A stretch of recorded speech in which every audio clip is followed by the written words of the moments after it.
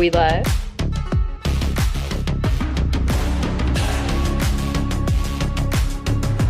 It's Sunday.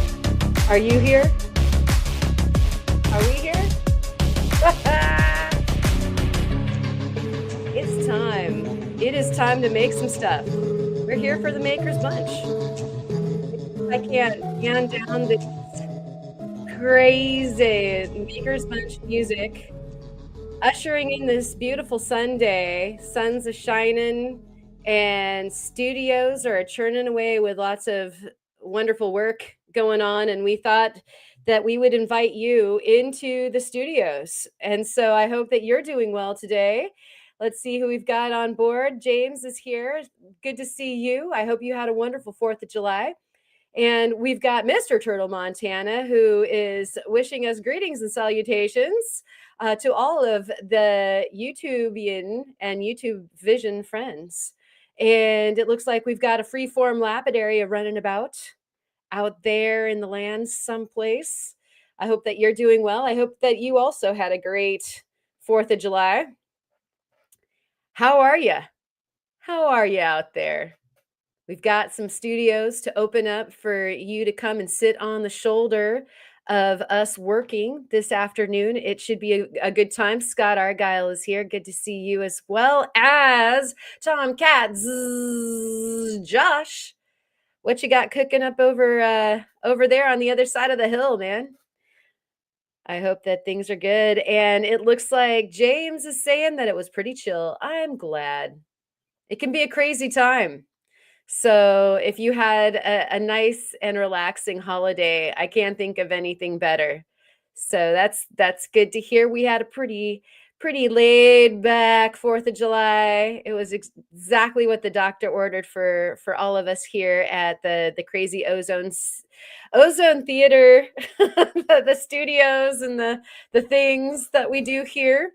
And so I would love to start introducing you to the studios that are going to be here in the Makers Bunch, the makers that bunch up and make this bunch of makers for the Makers Bunch today. So we are going to invite Ma, who is the regular here. How you doing? Good. How are you? Great. And how was your 4th of July? It was it was loud. Mm. Yeah, lots of bang bang, boom booms. You know Yep. how it goes. Yeah. Yeah. It's fine. Poop. Yeah. Exactly. That sort of thing. And what you got going on there on that lap of yours? I got this pretty little thing. I don't know what it is. It was sold as green moss. Um, Oh, yeah, yeah. it's tubey. It's cool. I like it. I've got a couple little pieces here. This one I haven't shaped out as much yet. Ah, but it has like a little druzy belly button that I like. Yes, yes. A through and So, through, as it were. yeah. So yeah, that's what I'm working on. Beautiful.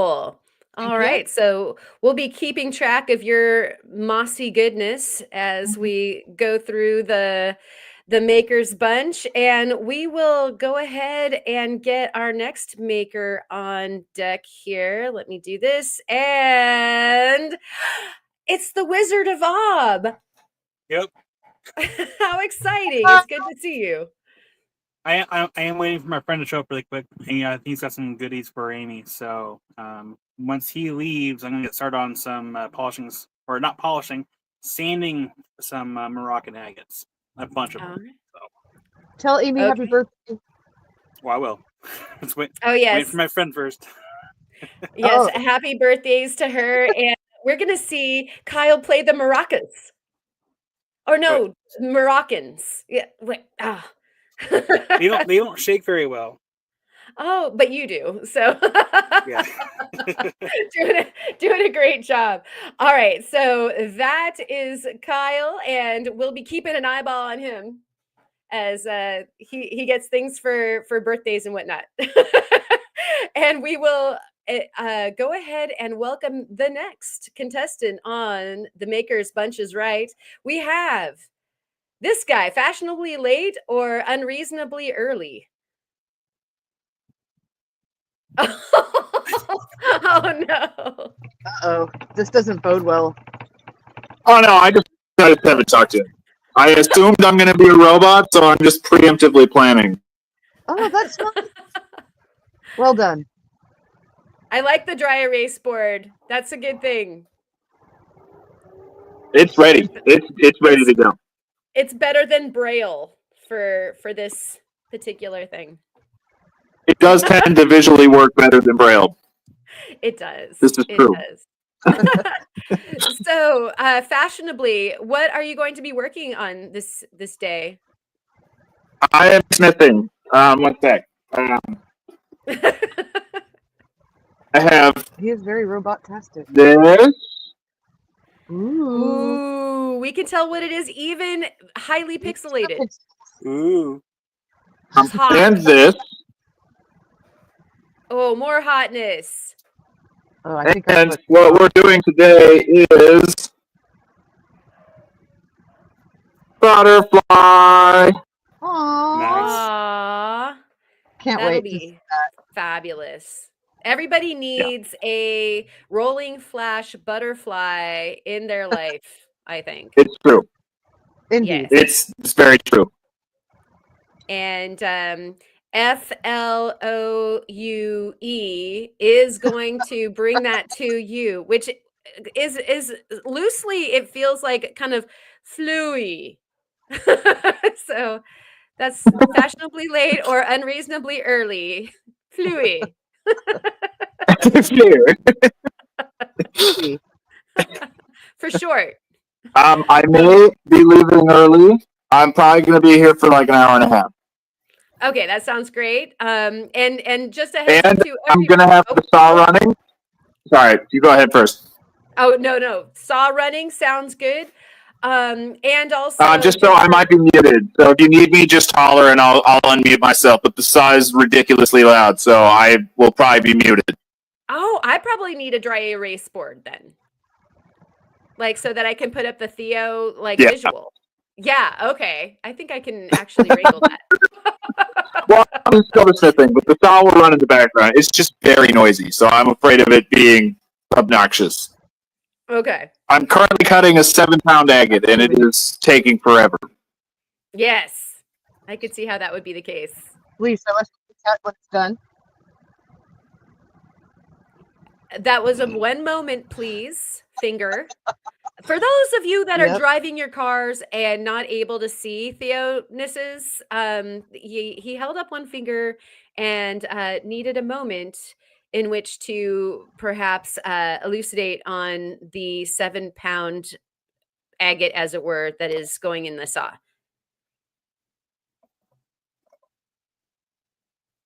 And he's dramatically cutting 7-pound loud muted. Yes. Thank you. For those of you that aren't looking at your screens, it is now on your screen in a scrolled fashion. Okay. So thank you, Theo. And it looks like Tomcat Josh is eating overpriced buffalo. I bet you it's not buffalo Jerry. It's probably buffalo jerky is my guess. That sounds really good. And Phil is here.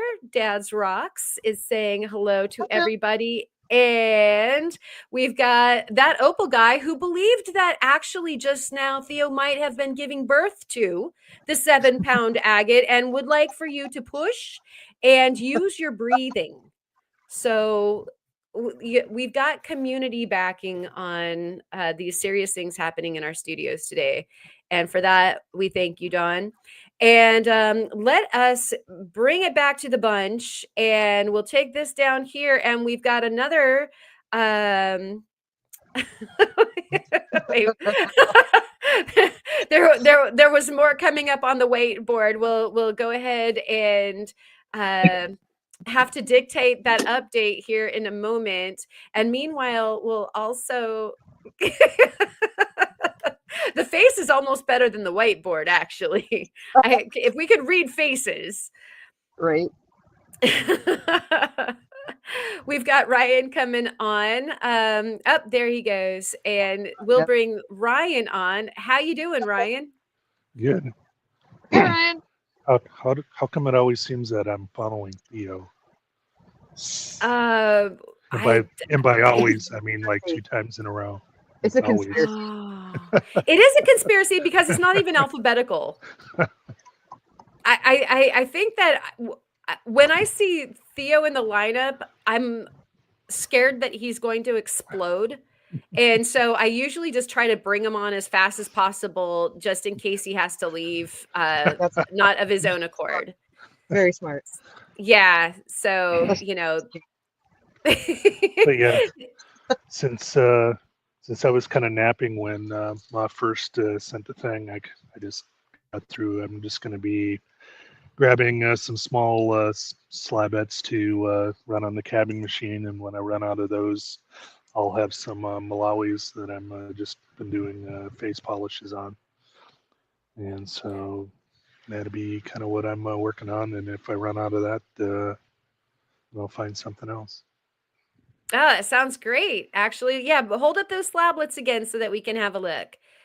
And what variety of material are we looking at for these little slabbies? I'm not certain. That one I know for sure. like- I got in a bunch from Allison last summer, That looks like, doesn't it? and then what's that? What is that, Ma? It looks like Ohio Flint to me, but it could just be that that's what I want it to be. Yeah, I'm not Yeah, I certain. could have a bit of that going. And I don't know if that's kind of like a little chunk of like crazy lace or Hmm. something else. Mm. And Yeah. I have not. I don't know if you recognize this, Karen. That looks bullseye to me. Yep. I don't. I have not actually cut any of your bullseyes, so I figured I grab a piece of that out, and Sweet. we'll see what I get to. That one looks like turn it back over. Yeah. So what might be fun about that one is it looks like you're getting to some of the opalite on the very middle, and then the chalcedony is what, the banding colors are. Mhm. And so that one might actually, since it flowers outward, on the obverse side of that, you can see that it's like a bigger bullseye. That might actually do like an ombre blend through that yellow red. And Mhm. so, yeah, that would be super cool to see how that pans out. That might be really neat. So can I ask the Star Trek Universal translator? So does that mean that should be the top, or that should be the top? That should So be the top. that should be the top. Yes, thank you, Okay. Ma. I would start. I'd flatten out the bottom, however you usually do, and then just like start cutting away Yeah. at that. And it also looks like your footprint would be better with that being the top Yeah, as well. because I'll have to even it out because it's real thin on this side over here. So Right. it'll be either a uneven dome, or a bunch of this will probably be going away. Right on. Well, we'll be sitting here on the edge of our seats, waiting to Uh-oh. see how that turns out for sure. Yeah, And and hopefully as we go along, I may have to do some adjustments. For ergonomics, I'm trying to run with my seat a little lower than normal, so camera may get in, or the phone may get in the way, and I may have to go back to the old just for today. all right. Seeing if my back can last a little longer this way. I hope that you are able to withstand the Mhm. back situation. Thank you so much for Yeah. modeling through. Yeah, and it is whenever, and Theo's muted now, but I always wonder exactly what his back is going to be like in 10 years watching him on his flat lap with his nose right on the flat lap. Yeah. Kind of funny. we definitely have some interesting yoga poses when it comes to doing the lapidary for sure. Yep. Oh yeah. And it looks like Kyle is back, sort of, although the obs headphones don't seem to be looking like they're working all that rad right this second. And so what I'll do is we'll bring up this, which should be going the other way. Let's see if we can get it. Yeah, there we go. I just cut some petrified wood. Here's some of that petrified wood. The camera's gonna do its thing where it needs to congeal pixels also. And then those of you who saw the live that I did on Friday, or the video that I just released on going up the river, there is this big old piece of serpentinite that had some really nice quartz going through it and some purple, and I cut it. And so there it is, cut down. And I will reveal those in a moment, but I want to make sure that I've caught up with everybody. It looks like Kyle's ready to get to work, and so we'll flip on over to Kyle's workstation here. What you got going on there? I'm getting ready to turn on the fan. I was going to do a test and see how loud the fan is for y'all. Okay, well, this is perfect timing. Okay, let me know. Okay. So then turn it on. I need to have the fan on for this process. Yeah. So is it on? I can't hear anything. It's awful. Stop it. Make it stop. No, I can't hear it at all. Yeah. Okay, perfect. Yeah, I was hoping mine wasn't going to be loud either, but there's no way I'd be able to. I was work hoping to have out my there headphones without it. on so I can hear you all better, but that's okay. All right. Always can use your hands or a dry erase board to get us some messages. So it's all good. Yeah, and with that center, you use your PPE. Yeah, your big dust time. mask on. Oh, yeah. And it looks like we have Romania Rockhound joining us here, as well as Patricia's Creations. Great to see you. Thank you for coming up into the studio. We are visiting the studios of the Wizard of Ob, Kyle of World of Rockhounds. We have Ma on the flat lap. Yep. two turntables and a microphone over there with Ma. We've got fashionably late or unreasonably early, working industriously over there on the workbench, filing something, it looks like. And next to a large number 3. So go ahead and try to solve that. We've got Ryan over here. Wheels aren't quite spinning quite yet, but it looks like we've got a drizzle of water. We'll stay tuned to see what happens with that wheel. There we go. You saw it here. It was the pantomime of the first act of, there we go, wheels a spinning. And we've got a note here, a love note, it looks like, from Ma. It's not a whiteboard, but it will work. BRB. Thank you. Smiley face. Thumbs up. All right.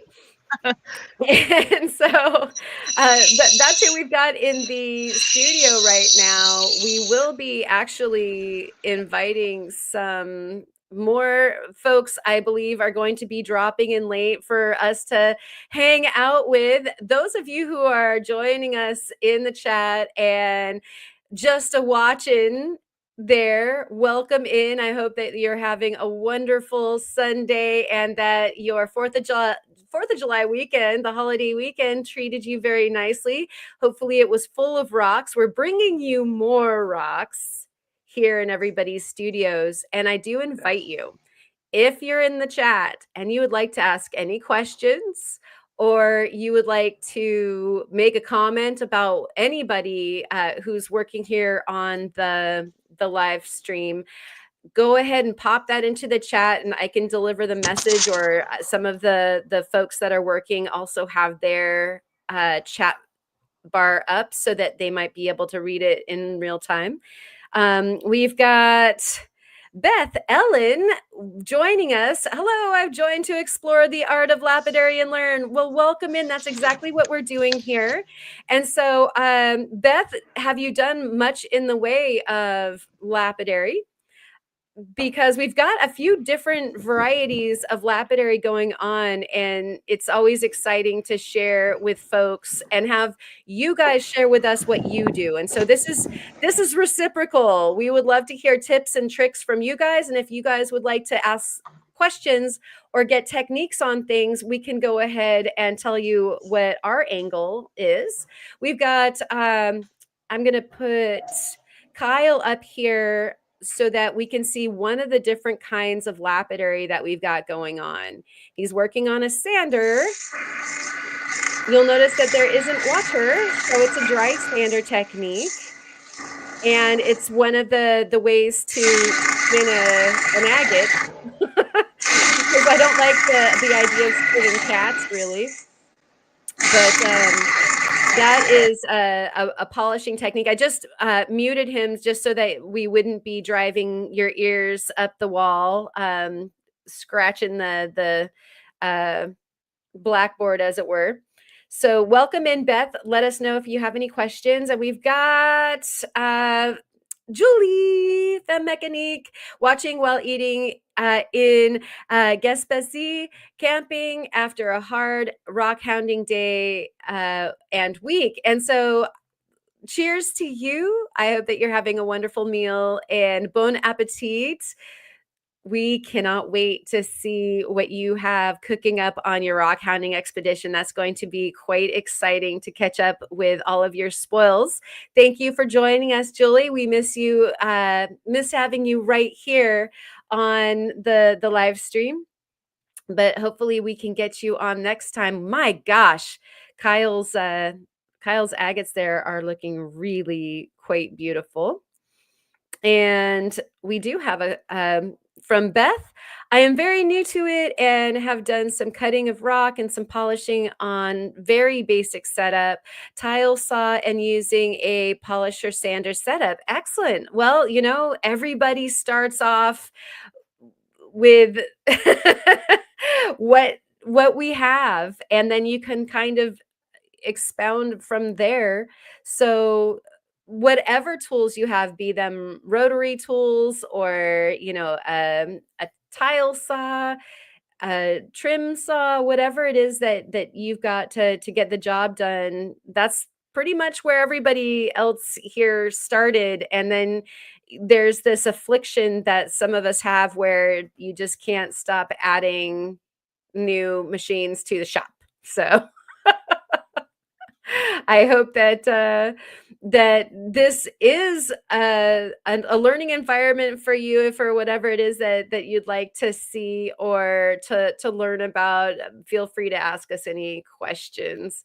And wow, Kyle is so talented. He's got both hands on the agate and he's polishing, but he also just put facts up in the Yeah. I was comment like, how stream. did you do that? How'd you do that? That is talent. It's because he's a wizard.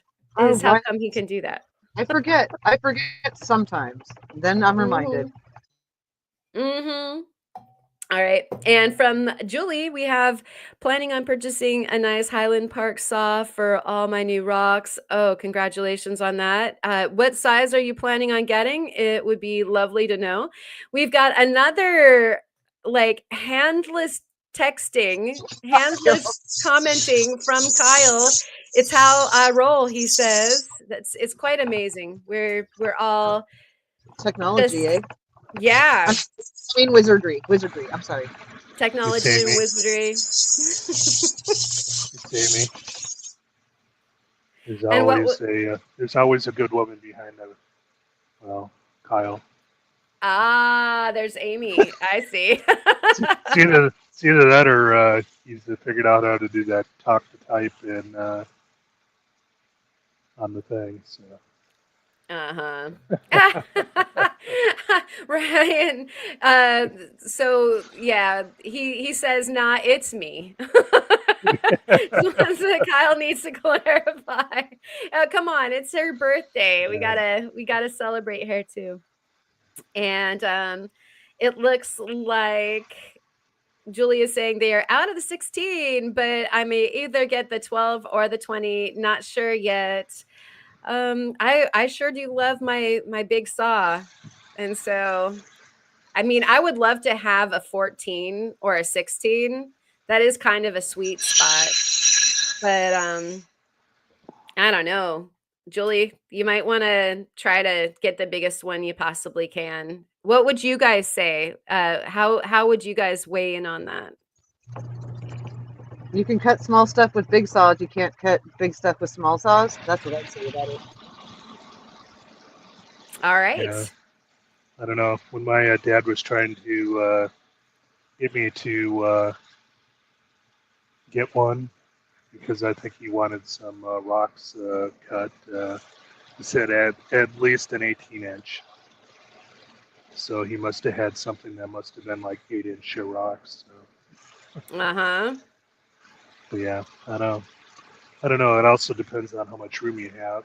I think Julie probably has enough for a bigger one, but the blades also get more expensive as you go up too. So. They're insanely more expensive. I mean, it is exponential. Plus, you have a lot more oil that you have to purchase. Mm-hmm. Typically, you don't have the opportunity to go either water or oil by that size.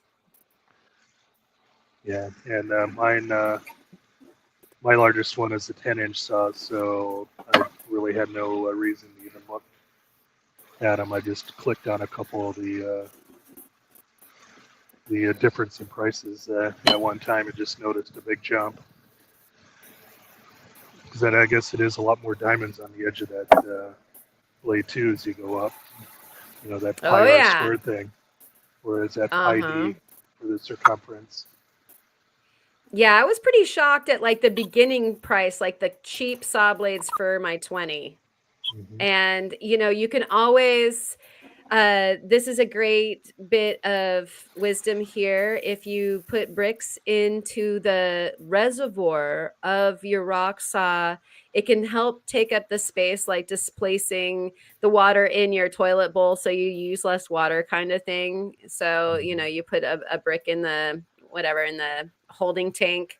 So there is that. And then as far as putting smaller blades on a big saw, you still have to fill it up with more oil then. And so that's not necessarily a hack either. If you get a 20-inch saw, you want to be running it with a 20-inch blade, or at the very least an 18-inch blade, because you keep on having to raise the oil line to get to the blade, if that makes sense to you. So there's upsides and downsides, and you know, on some of the bigger saws, some of them are absolutely fine with their vices taking a smaller stone, or you can always mount a smaller stone onto a board, like a wood board, and then feed it into the vise. But that's another thing that starts getting different, is that, you know, your really big saws usually have like a big beefy vise, and it might be a little harder to put a smaller rock in there.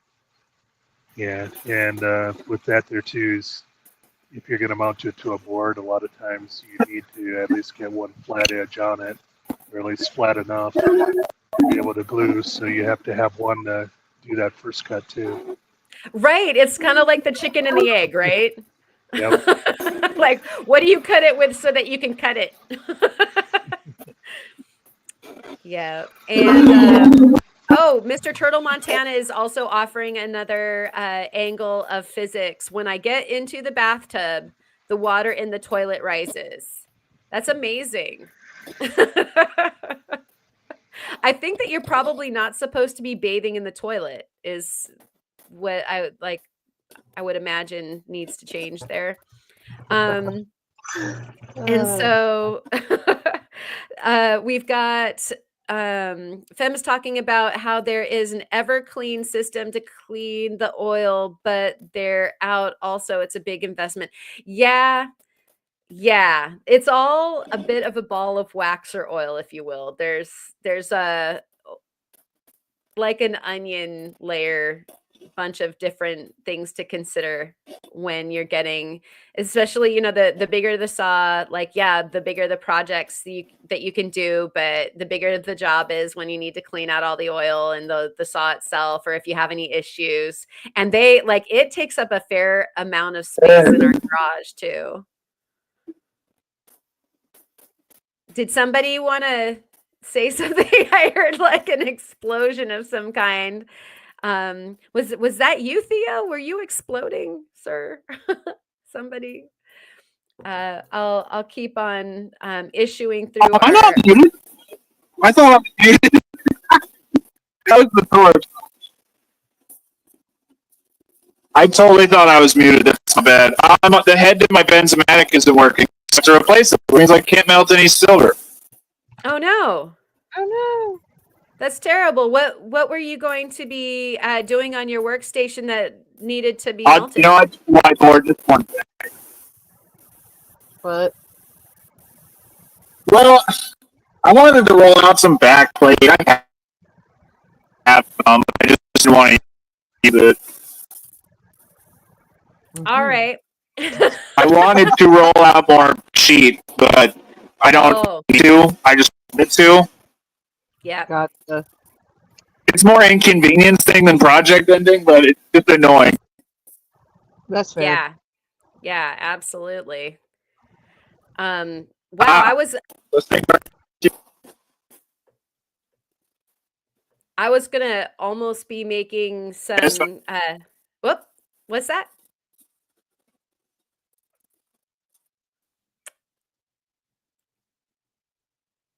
Well, I think that the Theo stream is unflowed just slightly at the moment, at least that audio. But it looked like what he was doing was going to be making some ingots, which is kind of fun to watch for sure. I don't know about y'all, but I love watching molten metal happen. Oh yeah. So Is that what he was saying? He had to make some ingots so then he could do some rolling? yes. Yeah. Okay. I thought that's what I picked up on that. But Always good to check. Yeah. And so, for those of you that are watching, if you are a jewelry maker and you are wishing to set some of the stones that you see being worked on, the cabochons, the gemstones that we make, the faceted gems, one of the ways that you can do that is to collect all of the scrap silver or buy an ingot, and you can roll it through a rolling mill and create the sheet metal for whatever size you need. And so here we go. The head to my torch isn't working, annoying, but acceptable. Okay. Poor Theo. That's terrible. And does make it so it's difficult to torch things if that was your idea. But what having a rolling mill as a jeweler creates for you is that if you wanted a ring shank, like the ring band part, to be, say, 16 gauge or 18 gauge, nice and heavy, then you can go ahead and roll it out to even be a half round on your mill or a square or just sheet, and then you can cut your ring band. And then if you need 22 gauge or 24 gauge to back the gem, just my melty bits torch, not my soldering torch. Okay. You have the melty bits torch and not the soldering torch. Those are official nomenclature for these tools. That's how it's listed on Rio Grande. Melty It bits is. torch. It is, yes. And so what you can just mill out the backing. If you have little embellishments that you want to create, you can roll out the sheet for the shapes and the sizes for those, or put embossing, textures and things like that. And so those are the things that Theo would be doing if only his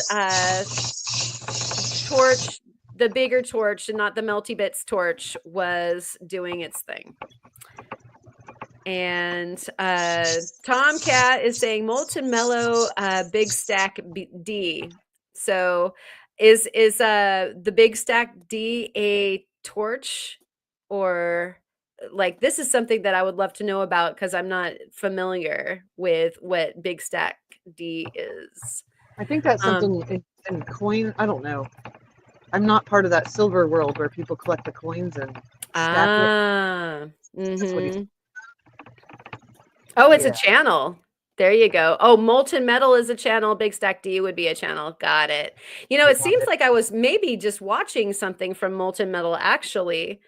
I've been looking at different forging of making graving chisels, and so I know I definitely hit a few, and they were different, you know, forge style channels as opposed to necessarily just silversmithing. It's a lot of different you know, engravers go in a lot of different directions, not just jewelry, for sure. True. So yeah. So how is it going over there, Ma? Things coming along nicely? It's good. I'm just I was just getting, you know, the big fat scratches out of the back. They're gone now. So I was just refining the shape till I move on to the next disc. And then the other one that I'm doing, I actually am making it double-sided. So when I left before, I was putting a groove in there so that I have to do it really early when I do a double-sided one, because once it's not flat, you can't put the groove in very easily. So yeah, doing good. I'm about to move on to 220. It'll get a lot quieter at that point, and I won't have to be muted as often. And so if some of the folks that have joined us for the first time, such as our new friend that was in the chat, what's the groove for? Oh, I don't have the ability right this moment to do silversmithing. So I put a groove in there, and then I use wire to wrap it, and that groove acts to like hold it, grips it in there really well. So I can wire wrap it just with a simple wire and make a pendant out of it without needing to create a bezel with silver or, you know, something else.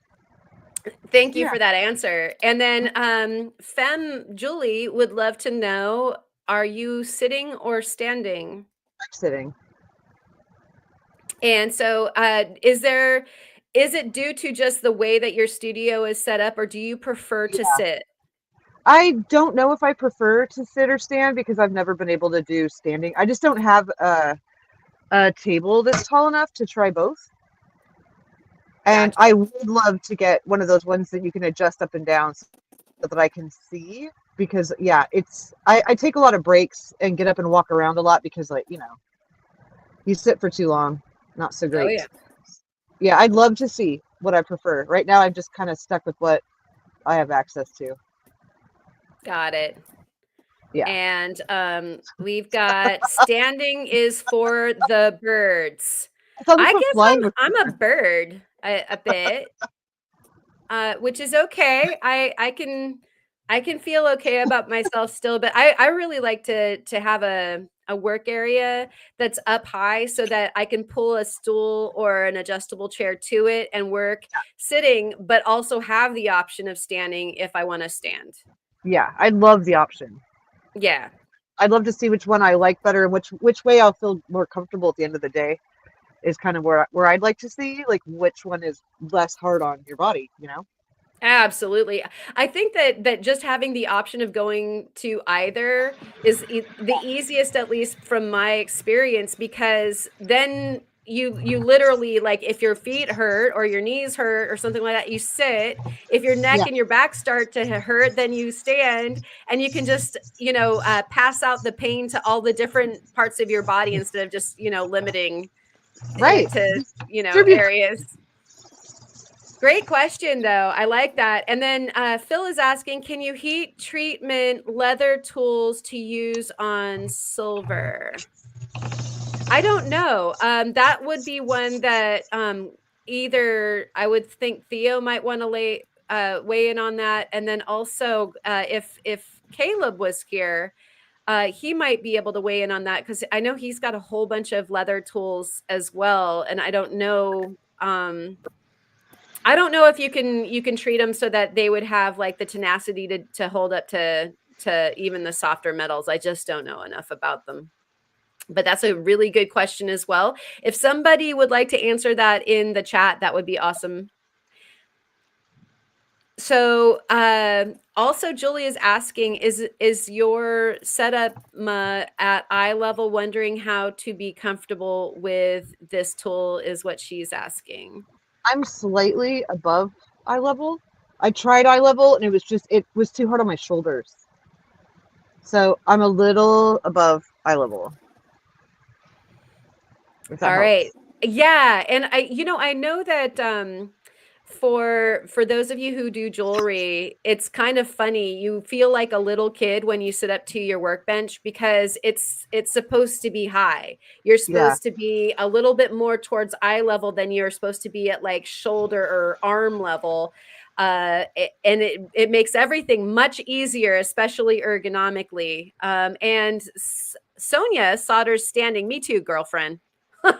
I want to be able to move quickly if I need to like dash for my fire extinguisher or anything like that. Really good point.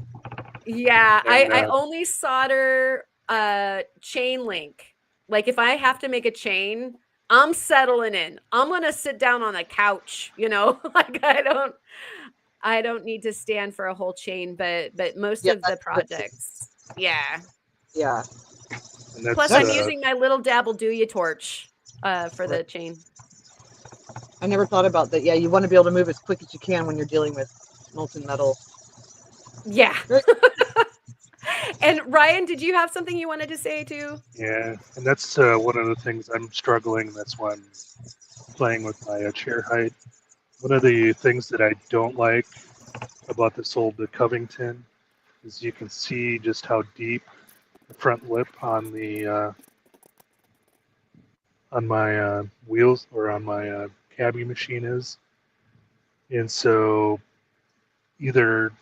and I got long arms since I'm a 6'4", and so to Oh. have the wheels up closer to eye level so I could probably actually even see better.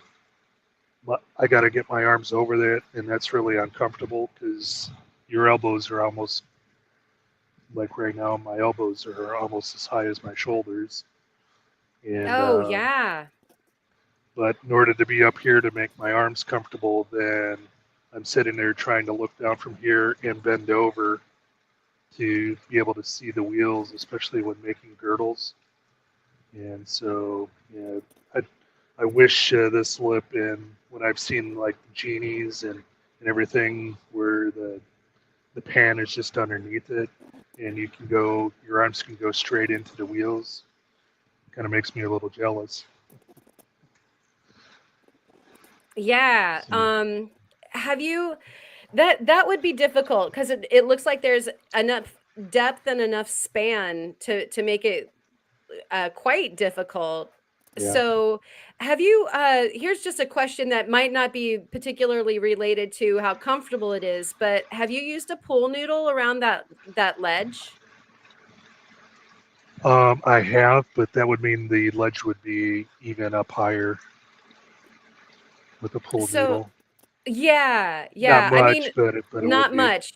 Yeah, there's a fair amount of compression, and one of the things that I did notice when I just got the insulation for pipes, which is a good bit thinner than the pool noodles, Yeah, and you can buy it for the right diameter of pipe. I found that my Ace Hardware had a bunch of different diameters, so it didn't get any fatter for whichever diameter you needed to get, if that makes sense. yeah, The thickness of the insulation was the same, yeah, but it made it so that my hands stopped falling asleep.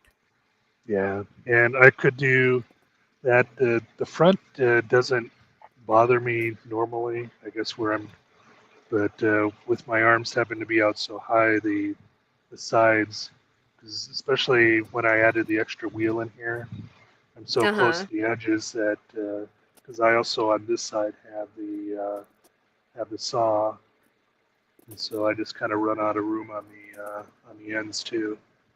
So, well, I get by, and for the most part with my back, my back gives up before my arms do. So. Uh-huh. Yeah, it's tricky. It's tricky to know which way to do the dance, really. But I hope that you can dial in how to get into that machine more comfortably, for sure. Yeah. If I was a complete hack and had had all the tools, I mean, the front, it does make it nice to keep some of the water in, but I might almost be tempted to take off and shear off part of the front part of the pan, and That's what I just was make it lower. wondering. Yeah. So, Yeah, you might want to hack that front bit off by maybe just a couple of inches might be Yeah. the answer to all of your dreams and more. yep. Because it wouldn't have to be very much. My only other option, and especially if I would take off the saw, would be to raise up the arbor, and I've thought about doing that too. Just take off the saw and put blocks underneath the pillows where the bearings run, Uh-huh. and so that way it would just be up and then would be up relative to the lip. But I guess if I did that the same, I don't use that saw. I thought I would once I put coolant in it, but I hardly ever do it. So I could just disconnect the saw and move everything up, and be good to go there too. All these considerations, but it's worth your time if you can, dial it in.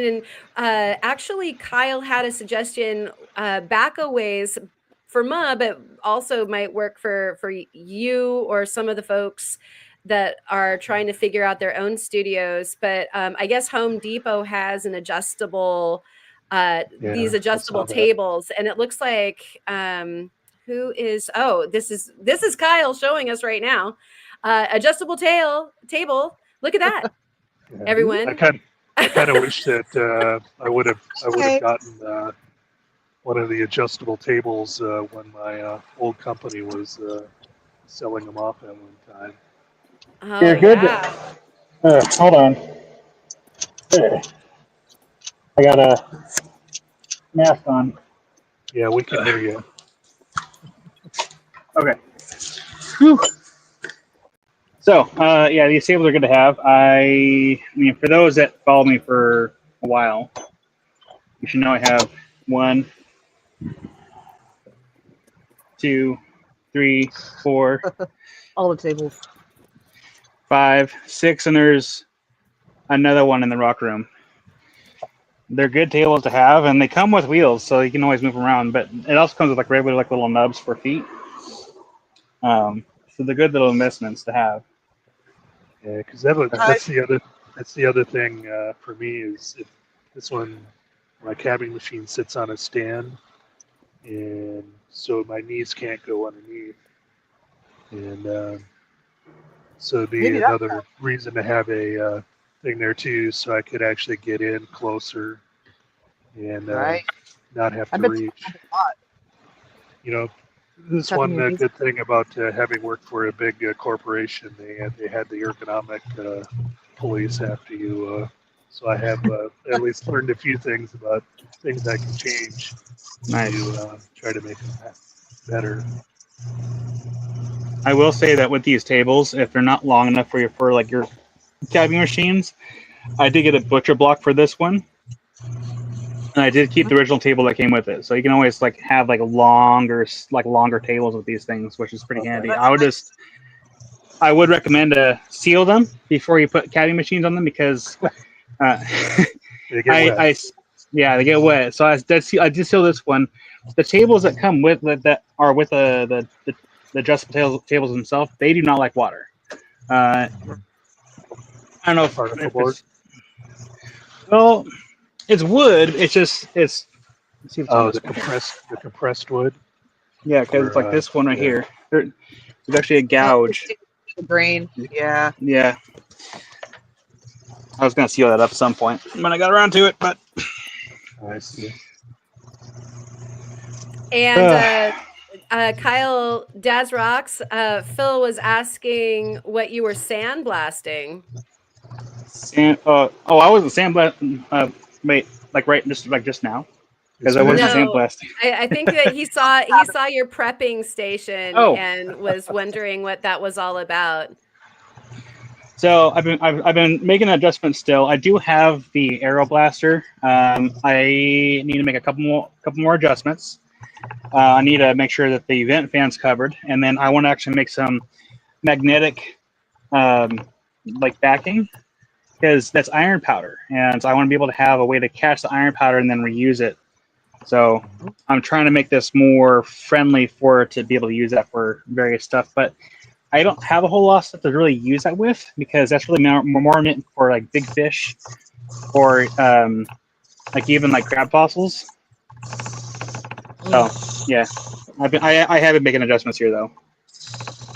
I have one air filter or moisture filter, and then there's another moisture filter on the machine back there, so I keep all the moisture out. And then Randall, he sent over these fun things right here. I just had to make this bigger. Yeah, that's a great setup. It's been so fun to watch you go through the different iterations of your rig there. I mean, right? You have gone straight over the top. I absolutely love it. You are loaded for bear. Oh, I'm not done yet. So I'm not done with this yet. So once the new space gets set up and everything gets done, I am going to be making this bigger. I'm actually going to because like I'll have more space in the shop here. So the drill press will be able to go back over onto this cart over here. And then I plan on taking this entire adjustable bench and make the whole thing a prep box. Nice. Oh yeah, that would be great. Oh, Yeah, it'll give me more space to work with, because otherwise, you have to be able to get your stingray or your crocodile in there, right? Right. Because the stingray is sitting right here. It's just sitting right here, and I'll have to do this. I'll have to do this outside, I think, because that's on the dust, a whole bunch of dust in here. So that's gonna be fun. But yeah, I need to get around to doing that eventually. But yeah, I want to make that bigger. But right now, that's not top priority, because the top priority is trying to get my new space button on the lawn. Heck yeah! So I'm almost done with 100 grit for box 1. I still have box 2 down here. Wow. I can't stay forever though, because let's see, what time is 3:27. I'm gonna be getting birthday dinner for Amy. Oh yeah. And then I also have to help put together mousetrap, some kind of board game. That sounds like fun. Well, yeah, thank you for would you mind holding up a couple of the ones that you think are some superstars, just for a little bit of rock porn for us? Yeah. And Please? Jennifer Kyle's shop is always a work in progress. Yeah, it is. It really is. Everything's always changing. I mean, these are all pretty nice. Like, oh yeah. Oh my gosh, look at those, you guys. Oh. yeah, that's gorgeous. So yeah, I gotta. Probably This is wouldn't just cut them. no. Oh, maybe just take a slice off. A couple of these are pretty thin. I don't like the slabs, because I always worry that I'm gonna slip, and I also don't like the calcite on these, because the calcite is kind of a pain in the butt to kind of get all the scratches out. So I'm not really caring about the calcite right now. Oh, I don't care about these go back to your supplier. These aren't going to be on your live streams. Oh no! Once they get done, like, he's gonna divvy them up, and then I'll get some, and then he'll get some. Oh, cool. Okay, so you guys, you might be seeing these again available on the Saturday and Sunday lives, or maybe on an Amy one too. These will be mostly on Saturdays, because I gotta be able to pay myself. Yeah, right. Because I'm not getting money until these are all done, and I'm like, it's so much work, because I had to bust out the high-speed sander again to do that one, the bottom of this one. Because if I sit here and do it on that 100 grit, it's gonna take too long. Yeah. I believe the high-speed sander, I have 60 grit on there, and it just like goes through there. And the 60 grit actually does pretty well as far as the finish. Like that is from the 60 grit on the high speed. Wow. That's impressive. That really is. So the only reason why I'm going back over here, well, and so here's the thing. I have. Let's see. Are they in here? I have. Yeah, they are. I have every grit. I think up to a couple hundred for the high speed sander. But the thing is, I kind of save that for big stuff. I get a better, more uniform finish for smaller stuff like these with my with this machine. And I do have a mask. I got a fan blowing. The door's open, so there's. I mean, if you, oh, look at my tummy. It's covered in dust. It's a very dusty process. Unless you don't have, I don't recommend at all using no water. It's not safe unless you know what you're doing. But yeah, there's still another box down here to go through. I mean, this box is still full of like Oh, wow. really nice pieces. Yeah, those are so gorgeous. So yeah, I gotta go through 100. I was gonna do 100 grit, 100, 400, 600, 800, and then hop all the way over here, and then take off the 3 wheels on this side, put the 1200 grit on there, go through every single piece again, and then from there take it to the polishing wheel, and then I hope I have enough cerium oxide. I should have worn more in this case, but I mean, that's a lot of agates. Uh-oh. Hey, Amy, she claims that red-orange one that you just showed, and it's her birthday, so she gets it, right? Well, Amy, you should come out and get it then. And I'll ask Josh how much he's charged if he's also paid for it. There you go. And we did have some other folks slipping in. Sonia, it's great to see you. Jennifer also, and Rufotris. And Rufotris was trying to claim something in there too. And so you guys are going to have to stay tuned for when these come available for sure.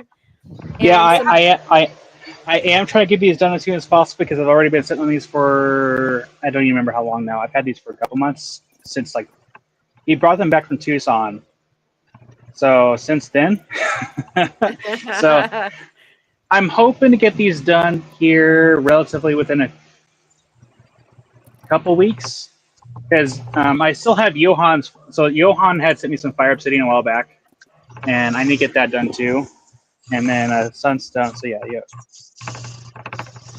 Right on.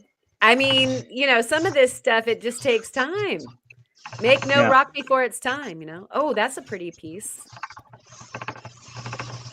Really gorgeous. Kind of hard to see, but there's it's not super flashy for that one, and there's another one here. Oh, there it is. Oh yeah. Hello. Hello. So, Johan, if you're watching, I have not forgotten about you, buddy. I'm getting there. But the plan is like once the shed gets in place and everything is all said and done, I have more room in here. Once things settle down, because it's gonna be like a several month process, if not a little bit longer, then I can get more into like openly offering more lapidary classes, like in-person classes, and then even potentially taking on more lapidary projects within reason. I will not do large obsidian pieces. Right. I'll do little obsidian pieces, but like big pieces, no. I'm gonna start charging my time for those.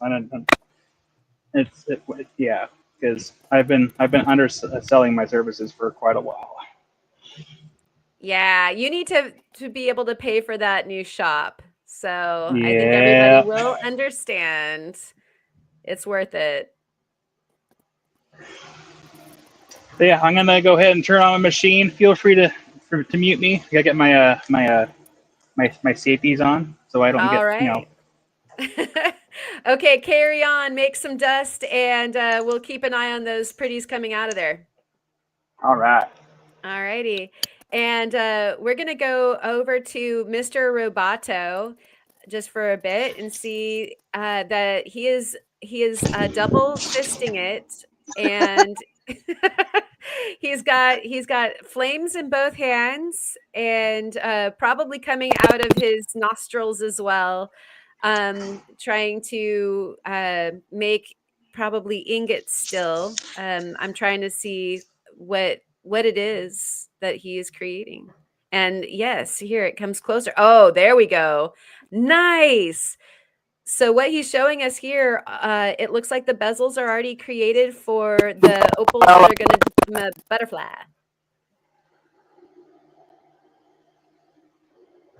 Okay. I'll be right back.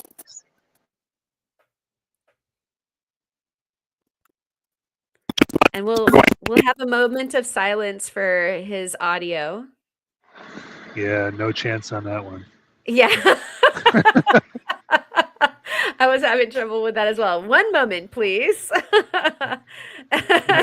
We're gonna have Yes. to get him to borrow Alexis's phone when he does these next time. Perhaps. I'm sure that there's something that can be done for his phone. I think it's relatively new. So gonna have to hack in and figure out how to make it acquiesce to our requests here. And it looks like oh, good. Okay, so they it looks like Mr. Turtle Montana was asking Kyle if he had tried polishing the obsidian from Spencer yet, and Kyle said that he has not yet. And then oh, here we go. Let's see. The cups are made. Now I'm making the body of the butterfly. Perfect. We're excited to see this progress, and actually your picture works when there's not a whole lot of movement. We get to see what is going on in your studio. So at the very least, yeah, we can see. I have seen the Theo studio. And so we'll stay tuned to that. We can move over here to Ryan and have a look at you progressing on. How's this coming along? All right, we got that little bullseye going on. There's a little kind of a crystal bug over in there, so I'm trying not to. Once I saw that, trying not to get that right on the girdle edge, but it's close. But I kind of was hoping I had to grind off a little bit more on this side than I was hoping, but still looks pretty nice. Oh yeah. And if I remember correctly, the sea of kind of white or light area, that is undulating colors of like a very, very light kind of robin's egg blue and mint, right? Kind of, sort of. It's a little bit more blue gray. Okay. It looks darker, at least from what it looks like on my StreamYard feed. But Gotcha. yeah, probably a little more gray than a blue. Yeah, some of that material, the white is just actually very, very interesting in and of itself. It's not just white or gray. It's like made up of these little platelets of actual color. And so yeah, they're pretty neat. But kind of right above where my thumb is there, and it looks like kind of a real white color, almost like a straighter to a straight chalcedony kind of color. We're almost like when you look to the edge of some of the opals, the Spencer opals. You kind of have that white. Yeah, kind of more on that color versus the cream. Yeah. But yeah. The and that truly is a good description on account that the opalite there is basically potch. So it's definitely that kind of material. That's looking really cool. Thanks for showing us that.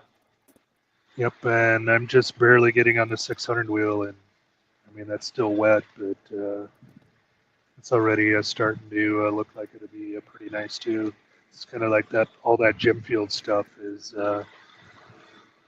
kind of almost polishes it yourself. You know, any idiot can probably get a good finish on it. It's so hard, but so highly silicified Yep. that yeah, it is an amazing stone to work. It makes you feel good about your skills for Yep. sure.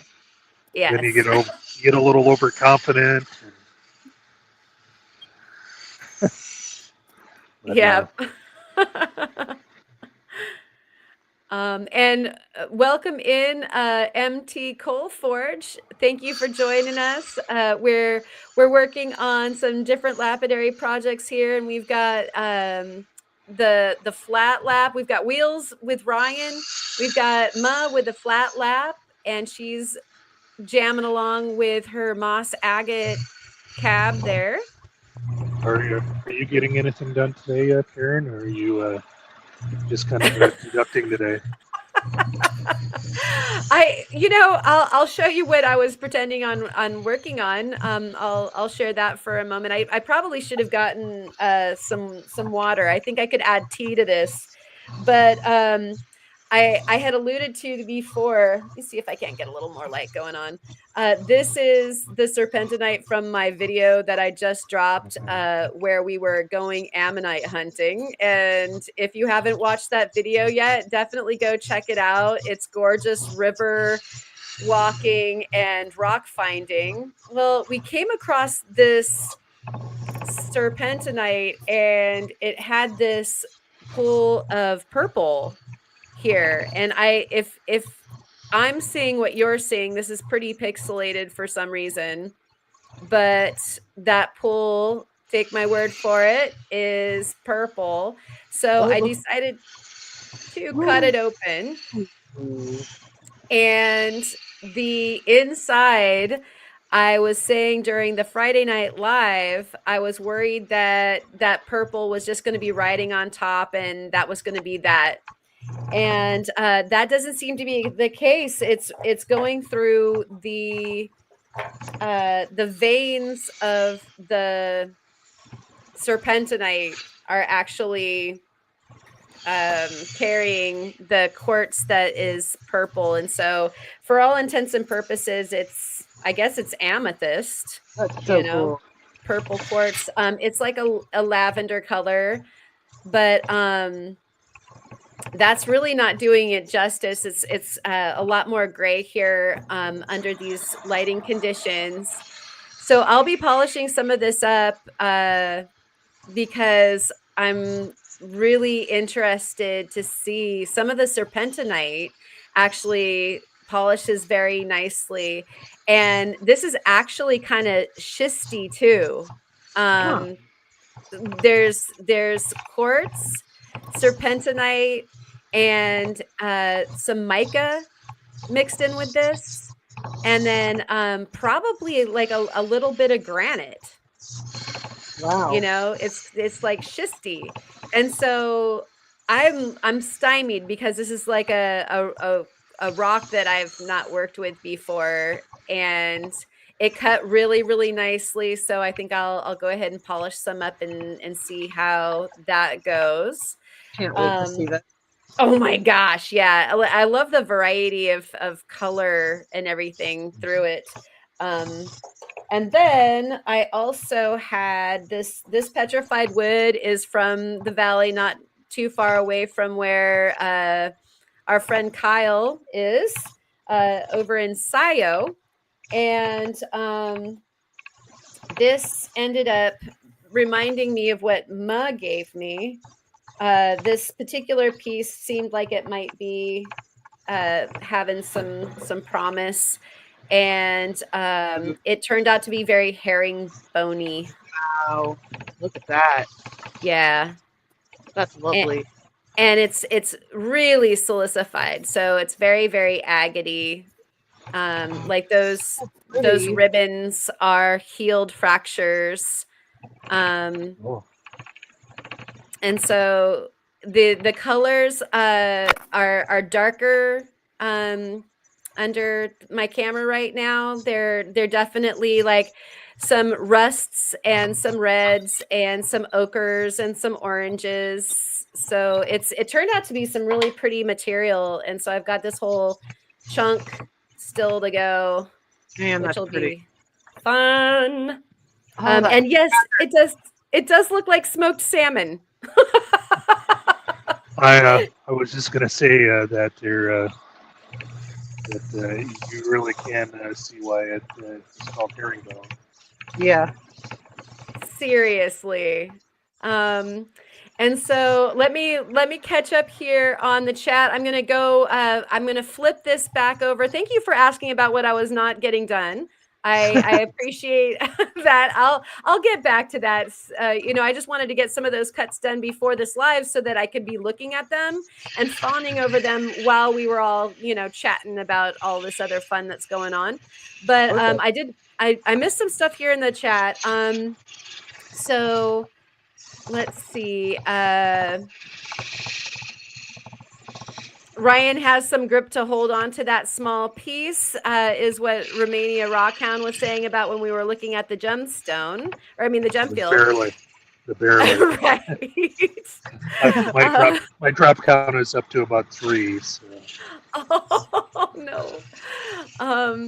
And Jenny was saying, I so want some of that Gemfield stuff someday. Ellie just did a vid on it too. Yeah, I saw Ellie's vid.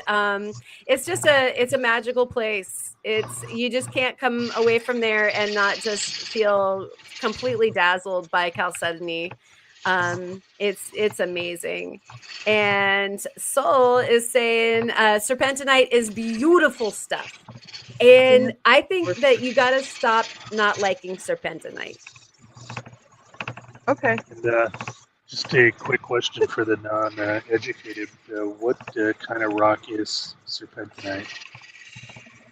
That is a great question. Itself.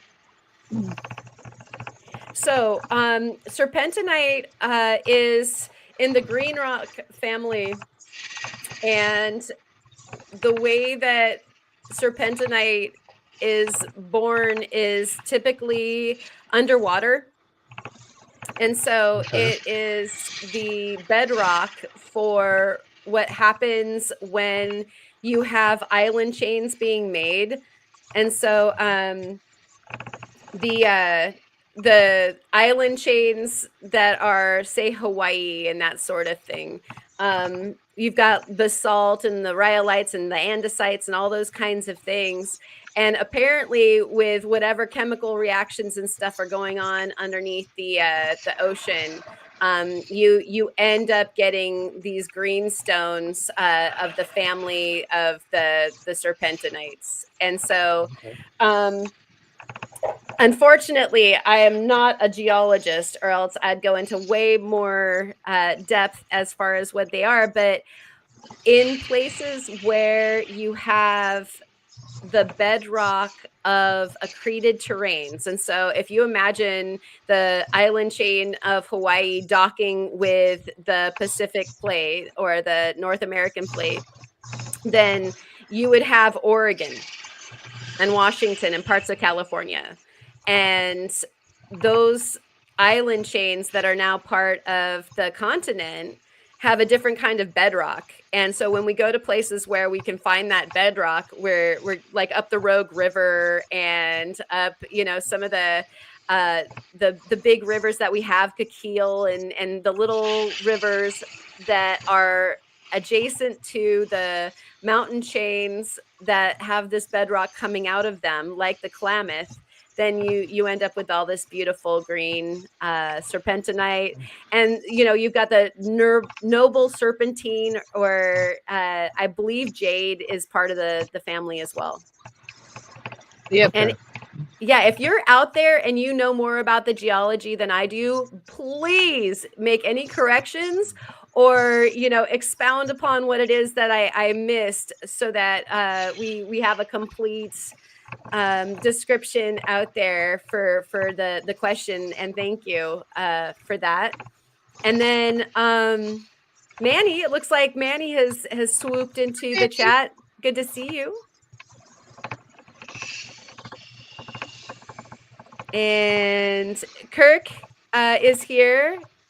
And some of that pet I left with you has some fine herringbone looking like that last piece. Yes, Kirk, there's some pet wood that's going to be coming up soon. We're still working on the saw, goodness gracious.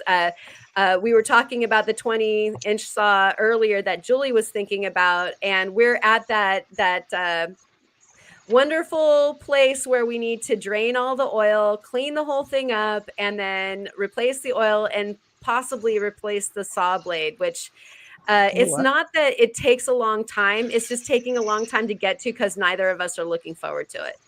Yeah. I'm coming clean. That's, Fair. that's why I've put off my my auto feed one with the oil. I just don't feel like it. I put up with the brown gunk in it. Right. Yeah. Yeah. It's there gets to be that point where you're like, wow, this is too dirty and it's not working properly. We're getting hung up a lot on the pets and stuff. And so we gotta go on. It's time. Oh yeah. It gave up the red flags like some time ago. I think we pressed it a little bit, and I don't want to kill it. So yeah, we just need to. Yeah. And Manny is asking, is that why they dive for jade in California? That would be where Yep. that's from. Yep. And we've got, speaking of Hawaii, the Kilauea volcano is erupting. Yeah, we're getting more island chain. And in some period of time, we'll be having more serpentinite out of that. And yes, Kirk, I know Kirk knows this stuff because we love some of the same geologists that post on the YouTubes, like Nick Zentner. And metamorphosed gabbro is a very, very articulate way to put it. Thank you for that, sir. And it looks like Rufo's getting a new flat lap, and it's supposed to arrive in a day or two. I would have joined tonight, but waiting on that new flat lap still. Okay, well, congratulations on getting another one, sir. I'm so excited for you. I know that you've been going through some trials with yours. Yeah, that's so nice that they just offered to replace it. That's amazing. Well, I know that, or you can or cannot replace the temporary one we're giving you. Yeah, it's kind of nice that they word it that way. What? I'm sorry, I didn't hear all of that. Oh, I think from Rufo was saying is that they gave him a temporary one to use while his is being fixed, but then also gave him. I thought they just straight up gave him a brand new one. Maybe you'll have to correct me if I read that wrong. Yeah, I thought that they were just replacing it and that he would send his in and they'd fix it or whatever, but that they just gave him a new one. Okay. Yeah, said they could just keep the new one. It's so awesome. Thanks, Chris. I misremembered that. yeah. And so Dad's Rocks is saying they have good customer service. And I know on one of our past live streams recently, we were singing the praises of how much we loved High-Tech's customer service. Yeah. And I am affiliated, but I only sing the praises because I've had that kind of experience. I wouldn't be, this is not fluff. It is a true story. Those guys are phenomenal with their customer service. And that being said, I think that they always have a 4th of July, like a 25% off sale during the 4th of July. It's not on the machines, but all of the gear, like your saw blades and the things that you still need, you can order those things all for 25% off for the 4th of July holiday weekend, I believe. And so go check that out if you're needing stuff. This is when to do it. Indeed. You send me your link. And I just didn't see it. Didn't I? Did I or didn't I not? Like I told Ma that I'll I check out invited afterwards. her. Yeah, I invited her to the live stream, but I didn't. Like, yeah, so it's like, here's very the invite, possible. send it out. I'm like, so where's that invite, Karen? Yeah, I like it was, it was the thought that counted. And so it's very, very possible that it's not sitting there. But I thought, like, I probably clicked copy and maybe even paste, but didn't like click send or something. So I'll have to check. I'm so guilty of that right now. Like I've been 3 steps ahead and behind at the same time, and it's not really good time morphing. Look A at lot that. of stuff gets lost in the shuffle. Sorry, And I got so yeah, those are just gorgeous. I wish they weren't going by so fast. I like Right? I could gem gaze on that a little bit longer. I gotta move quick. There's so Yeah. many. Somebody help me. Right? Kyle needs an intern. Seriously. Yeah, because look at this. There's, this is only one stage. I still have several stages I have to do the same step. Let's see, 1, 2, 3, 4, 5 times. I have to do the same step 5 times for that. That one, and all these. Yeah, my little fun. Malawis go a lot quicker because the surface area is about a 10th. Oh yeah, they go much quicker. You know what's really weird is even with the Botswanas, I have like 200, almost 300 Botswanas that have been color ready. Those ones work super quick, and I need to get those done too. Like quicker than normal, or is it just because of their size? The size, and for whatever reason, they work quick. But it's just gonna be the same step for the Botswanas. I took it to here, resand them because whoever sanded it last time did a really shoddy job. Right. Yeah, but it's quick. It's just redo it, like sand it down, and then take it to the CAD machine, and just I can whip them out. Right. My back is starting to hurt though a little bit, so I'm almost done with the first step, and I'm gonna call it good. Right on. Okay, I can mute myself. Okie dokie. Carry on. And I also wanted to tell everybody that Jeff of J&B Rock Hounding is having a premiere here in 3 minutes, it looks like. And so I'm going to make sure that you guys have the link, and I invite you all to go over there and watch it. And I actually, Mud, did we find out how long the premiere was? Once that starts, somebody can let us know how long that is, but I'm not sure. Yeah, I think on a premiere it Unfortunately, doesn't tell you. Can't, It doesn't. It tell you doesn't how tell long. you. Yeah. no. Oh, it doesn't even tell you once it started, does it? But somebody could ask No. Jeff, though. Somebody could Yeah. ask Jeff to start. Yeah, because I would love for you guys to be watching that, and we'll continue to do our work here, and be here for when you get back, and then probably fill the blank until or maybe like a shade earlier than when Brian and Julie go on. Right. And so yeah, I just figure it would probably be easier to do that than What is then just go premiere? on and off. What's that? What is just premiere? Sometimes his can be a little longer too. So it might be. You said, what is it? Folks might be splitting time for a while. It's one of Oh, his yeah. hour-long premieres versus a shorter one. It's I'm an sorry. unboxing from Blind Squirrel Rocks. Yeah, Ooh, so that'll be fun. depending on how big it is, it might be a longer premiere.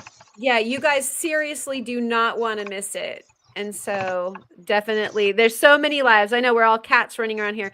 And Sonia, I could swear I sent you the address, but it's so possible that I didn't also. Let me go check on that as well. Oh, yeah, I did. Yesterday Good job, at Karen. 11:01. Yeah, I did it. Yay. When victory. Hey, you sent me the link eventually. That's another victim. Right. Oh my gosh. I put the victim in victory, actually. And so Rufotris is saying that it's about 35 minutes long. Perfect. And so Well, you that's guys Yeah, definitely go check that out and then come and then back. come back. And then come back. Yeah. And just by the way, Karen, the last message in our Discord is, "Let me fetch the link. Thank you." See? So I totally dropped the ball on you, Ryan. So I probably could fetch the link now and drop it. And you can use it when you get back. Oy vey. And so I thank you figure for keeping me honest. tomorrow or Tuesday, I think, is probably the last day of their sales. That's the only reason I asked you, since I thought about it. You actually reminded me of it, and I went over there. I'll bet you anything this is exactly what happened. Is that I went to go get the link for my affiliate link, and while I was there, needed to check the price on my saw blade that I need to get, and Just shopping. got sidetracked. Yeah. That's fair. Because shopping, Yeah. guys. Yeah, you know. It's Don't like, ask me to go to Rio Grande and come back with something either. Yeah. It's like Yeah. Katie did has a premiere that just started too. Oh, yeah. So go check that out. I'll see if I can go check or find a link for that as well. Actually, I want to talk about something really quick. So Jenny actually brought up a good point. Because Jenny says at least save one step by not having to dry them to check on work. So the upside about running the equipment dry is you can see your progress. That's how I'm able to move so quickly. And if you notice, sometimes I would actually run water and it helps clean the belt a little bit. So, yeah. And just for those that may not, those silicon carbide, right? Yeah, silicon carbide belts. So the upside about using them dry is a lot of times the material that you're working, like the agate, obsidian, petrified wood, it helps to kind of run it wet first to kind of clean the grit from in between all the different the grit itself. And then when you're running it dry, all the dust from your project is getting caught up in the belt. And it's almost it's kind of acting like a tumbler, like how the tumblers work when you run like material for like. It helps with the sanding process. That's interesting. So that's how I'm able to like burn through all these so quick because I can see what I'm doing. If I'm using water, then it's kind of keeping the belt kind of clean, but it's also like if there's a grit that's too if there's a piece of grit that's too high, then it's going to cause more scratches. Right. But again, I don't recommend doing this. If no one's set up for this, for like running things dry, do not do it. I cannot stress it enough. It's just not necessarily the safest way to do that for sanding stuff. Okay, I gotta get through these last few, and then I gotta go. Okay, thank you, Kyle. And Ma, Yeah. it looks like Manny was asking you about the size of lap that you have. Oh, it's a 6-inch. Ooh, friend. Yeah. Suits my needs because I make little stuff for the most part. But yeah. Yeah, awesome. I just am drawing stuff off and checking for any old scratches before moving on. And that's what you caught me doing right now. Looking for scratches. Nice. Has anybody else worked opal dry? I barely worked including it. you, Ma? No, I've not done it dry, but I've barely worked opal, so nope. Have you, Kim? I have not worked it dry, and not on purpose anyway. I I would imagine that I've like run out of water a few times and continued working before I figured it out, but not on purpose. And I would be interested, Manny, to hear about the upsides. I would be so worried about crazing my opals, working them dry, but I mean, shoot, if you can do it, you can do it. So I would Right? love to hear more about that. For sure. Or are you talking about yourself? I mean, because sometimes I like to work my lapidary being somewhat drenched in the water, like when I'm using my my angle grinder. I usually get pretty drenched. I get drenched when I'm sawing quite a bit. So are you talking about that you're dry or the opal? Good distinction. Right. When I think about it, I work wet actually quite a bit. I'm already wet, Yeah. especially my lap. Oh.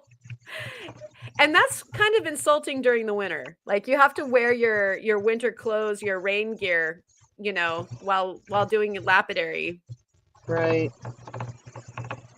Because even on my cabbing machine, most of the water that gets me wet is that it drains down my arm and comes off my elbow. Yeah, I love filling up my my sweatshirt sleeves. Yep. And you don't really notice it right away until it's too late. And yeah, I'll be up late. Steve has already gone to bed. I don't want to mess with him, like go in and like change my whole outfit. So I'm sitting there like, with my elbows dripping into my lap. Exactly what you're saying. And, yeah, and then starting to get cold because I'm like now damp and sitting in our downstairs. Yeah. Like, That's yeah, not cozy. it's not. And then of course, I was already kind of like in pajamas. Who Right. else likes to work in their pajamas? Anybody? I think it's so raised. Yeah. I get all cozy. I'm like, okay, I'm going to do like a little bit more, which usually ends up being like 3 or 4 hours of more. Yeah. I'm not quite done yet, but I'm in my cozy like pajama pants and like my big oversized sweatshirt and yeah. That's perfect cabbing attire. Isn't it? Yeah, And not to it's- get wet in though. And it's really not pajamas if that's your normal daily outfit around home.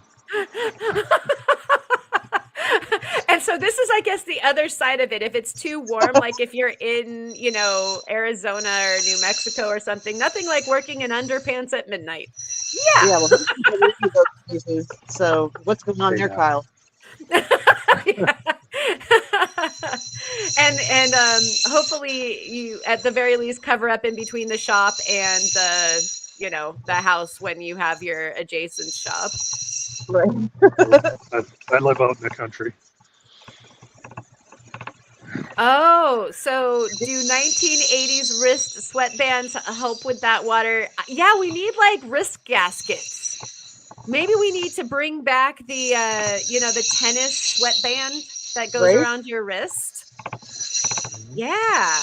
Yeah. I don't get a lot of. I think it's just the way that this is set up, but like I don't get a whole lot of water anywhere but on my hands. So I'm lucky. I think it's just that the way that this thing is built. I don't get the drippy down the arms or anything. Yeah, it's usually when I'm working higher on the wheels. Like you can see the angle that Ryan has right now, where it kind of feels like you're going down the wheel. But like when I'm sitting, because like I stand and I sit at my cabber, like sometimes one, sometimes the other. If I'm sitting, I'll usually change that angle and I'll be working, with it high on the wheel and my like elbows lower. And yeah, that water goes straight down my wrists all the way on the inside of my long sleeve shirt or sweatshirt. And then, like he was saying, just it starts to pool in your elbows and it'll eventually start to drip down onto your lap. Or if you touch your lap with your elbow, then you just I think also with the flat lap is that at least the way that I do it, the water is kind of on the opposite side, so some of it has gotten off, whereas on That's my true. cabbing machine, the water is over on top. I could see Yeah. if somebody has like a spitter on the bottom that it would be less. You probably get less issues with water. Right. Sorry, Right. Ma, I didn't mean to cut you off. Yeah, Ma, did you have something to add to that? Well, I was just saying, like, the most that would have me literally will be when I'm doing like this, when I'm checking for scratches. That's when it would run down my arm. That's Uh-huh. down. But luckily, Me because too. I've got here, it helps. It just kind of stops it from dripping. But hey, I'll rock some wristbands with you just cause. Why not, right? Yeah, I think we could bring it back, Bring it back. and they could be Yeah. stylish. And Yep. you'd see that like in Ma's picture and in Ryan's picture, like that you could like rock the fashion, Oh yeah. like with the finger tip, protectors and I think the wrist. Like that could be merch for channels, And it's a wristband. here. I was just thinking when you were talking about keeping notes about how certain rocks like to behave and whatnot. If you had a Uh-huh. little bit of erase or a thing on your wristbands, you can write notes on, like your Oh, football snap. quarterback, and just to Cheat. remind you, don't push so hard. Oh my gosh. So your gasket, oh my gosh, I'm going to try to say this. Your gasket gauntlet could also be a notepad. Yeah, there Like you go. like a grease marker or something like that you could like just wipe it off and reuse, like, and keep notes. I love that idea. Can I do that? Do you have Or like a at the very end, TM? You have a TM. trademark. Is that what a TM is? A trademark? Yeah. Yes. No, I blew it. I let it out, the cat out of the bag, and Right? I bet somebody has already got. Somebody probably has the internet going already Oh, yeah. in the I chat. love it. One of our Taken friends. already. Yeah. Well, I think that swag might need to happen. Meanwhile, Off Your Rocker says, I live and sleep in my studio, so my bed is like 3 steps to my cabber, 4 to my faceter, and 6 to the kettle. And Yeah, I like kettle is important. yeah. I like that you probably could just and I know Ma has this setup as well. You could reach through your studio and get to your kettle or your coffee maker, whatever. I just love that. They're 6 feet away from me. Yeah, this is smart. This is smart living. Yeah. PJs all day sometimes. Yeah, I heard that. Why not? And Tomcat Josh is saying, what are PJs? I sleep in blue jeans. Well, then, yeah. Like, Then blue that's jeans can be on. PJs. Yeah. Blue jeans can be PJs, but PJs can't be blue jeans. Discuss. That's true. I don't know. Have you seen some people walking around Walmart in the middle of the day? Yeah. But I think that they're firmly in like the knowledge that they're wearing their PJs and like fluffy slippers, like Kyle's foot slippers, like all through Walmart. Yeah. Yep. And you would have to wear the headband too. Yes. Oh yeah. Yeah.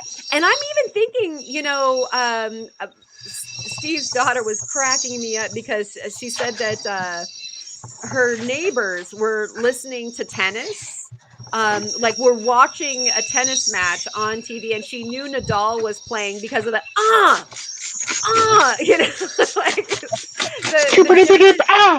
yeah, which tennis players are playing just audibly because of the different sounds. And so perhaps we could all not only wear the headbands and the wristbands, but we could all have our working distinctive grunts, I'll work on that. Okay. We could have a ozone fine art uniform. Sure. We could head to toe swag this.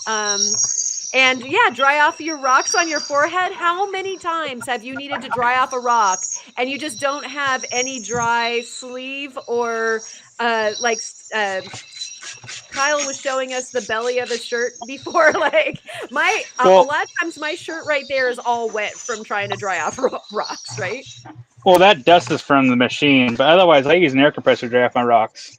Oh, that's right. You're just like kind of advanced though, Kyle. Yeah. Yeah, you all are living in yesteryear. No. I use, It's okay. Phil sent me a link to a little air thing like that you can charge up. It's electric, so it's not as powerful. But I am considering getting one of those because that'd be awesome. I don't like wasting paper towels, and I already cut my paper towels up. Just seriously, like look how small I cut them. Oh yeah. But I'm tired of it. I would suggest, because I think I originally got the idea from Kyle, the chamois from Harbor Parade that have been hacked, and I need one for each disc.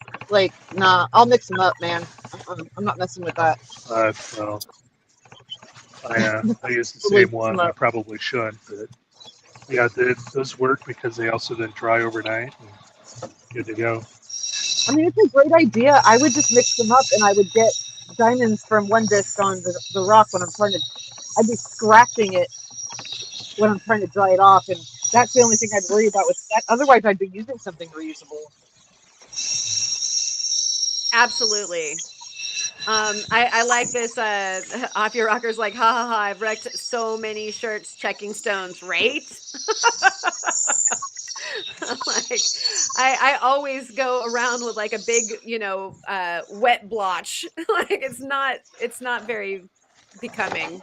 Like don't come and knock on my door during the day. It's PJs. There's a big wet mark. Who knows from what? I'm a mess. Like it's not pretty. Oh, there's times, right? There's times I'm working in the shop and like I'm glad I'm not live because like, a lot of times like I'm actually in my underwear working if it's a hot summer day. Like I'm in my underwear. Like I'm like I don't even care. You heard it here, man. So if I'm not live, there's a reason why I'm not live. It's too hot. Right. It's not for mixed audiences.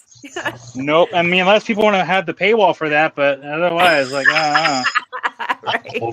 It's your only, yeah. My only rocks. Along with your foot videos. Oh no. Yeah, Off Your Rocka says pantless studio days. Yeah. The upside of having, if you have a private enough place, like get on you, and you don't have to worry about it. Just pantless lapidary, it's a thing. Just do a Speedo and then it's legal. Uh-huh. No, I will not be pantsless. There always has to be cloth on my under half because I don't want to contaminate my chairs.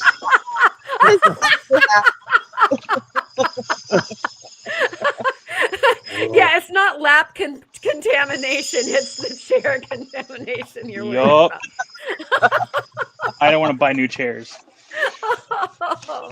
Yeah, I mean, they're slightly less than buying new laps, but yeah, I get you. You don't want that kind of contamination either. No. Not when I have people that come over and like sit in the chairs. That's just that's gross. Bless you for that, Kyle. Right. Yes, thank you muchly. Wow. Hopefully, Off Your Rock is the only one that actually stuck around to go over to Jeff's or Katie's.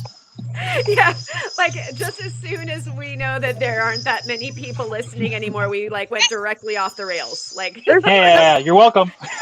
Yeah. You guys go over to Jeff's and we'll like digress for a little while. Yeah. So I will say it is important to clean your machines. Try and get things back on track. Oh, thank you. Yeah. It is important to clean your machines because no one likes like mud And I will say that like you do not want to dump this stuff down the sink. Like I have a container over here with the water, and I'm gonna dump this outside. Like you do not want this in your drains, in the city drains, in the septic system, whatever it No. is, because it will. I mean, I would even go as far as say like even like your polishing compound for like the cerium oxide and stuff. I would even almost say like try to wipe it off or rinse it off somewhere else before like you rinse it in the sink, because like it Oh, will yeah. still settle and get in the drains. You mean you don't want that in the bottom of your pan next time? No. Ooh. No. And help. Uh, Wait. Help pick Okay. where go loop. What language is he speaking? Me don't know. Me no get agenda. oh, he wants Oh, to he know wants where to his know where loop the went. loop goes on the no, or does he want to know where to put the loop on the butterfly? Is that the question? Nod So- or knock twice or Are you Yeah, wondering okay, help where your pick. bail wants to be? Yeah, because he says Yeah. pick on the top line. He had to hold it still so I could actually unpixelate it. My guess would be Theo, make a wire be its antenna and make the antenna curl and meet the top of the wing and make that the bail. ooh, Or the little What- proboscis thing coming out of its nose. It has the little natural curl on it. Maybe not even a closed loop. it's all gonna so depend on how he has it oriented. I just haven't looked at it. Okay. There you go. Okay. And I Let have me no clue. let me draw you a counter picture real quick, Theo, before you solder anything on. And thank you so much for coming, Kirk Hoyer. We really appreciate you. And he's going back to glazing some mugs, so he's working in his studio too. Rock Nice. on and ceramic on, dude. We can't wait to see those mugs. And I'm gonna draw a picture. I'll put, let's see, we'll put Kyle on here. We'll see. Oh, he's cleaning. Ooh. We'll maybe Ryan, because that's not quite as interesting, maybe. And he's still working on that cab, and I'm gonna draw a picture. No. It's important though. It may not be interesting, but it's important. Can't use mill. Don't trust antenna? Is that what it says? Help. Do you have some wire? Like, do you have some 22 or 18 or 20? Mr. Kellison.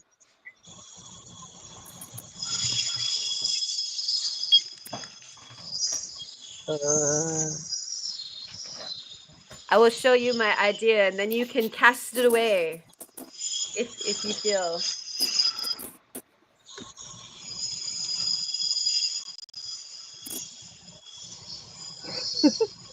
Playing charades with Theo. Yeah. Well, it's Pictionary, right? Oh yeah, there you go. I'll play I'll be charades too. I'll be right back.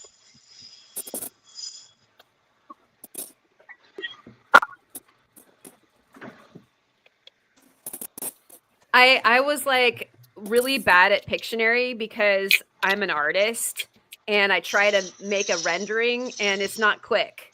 Like I'm like trying to do the thing that looks good and it's got shading and everybody's like, just hurry up. What is it? Yeah, I can't say I was very good at Pictionary or charades, especially as the clue giver. Uh-huh. So I can't remember exactly the shape, Theo, for your butterfly head or whatever. But you could do like, oops. I think I saw a new note, but it's so small I can't see Theo's. He said something about the so that would be a wire. You said something about not being able to use the mill, and so we'll find out if that's super Okay. whatever. Okay. So let's put this here. And my idea, Theo, is here's your butterfly cups. Wait, I'm going the wrong way. Oh, there. Here's the butterfly cups, and there's like at least a single wire that goes up to the bale. It's connected so that it won't float away and be flimsy. And you could even, it could be one coil, or you could double down and make a few coils, which would also make it stronger. And if you wanted to, you could add the other antenna to be part of, like, just continue the shapes or whatever. And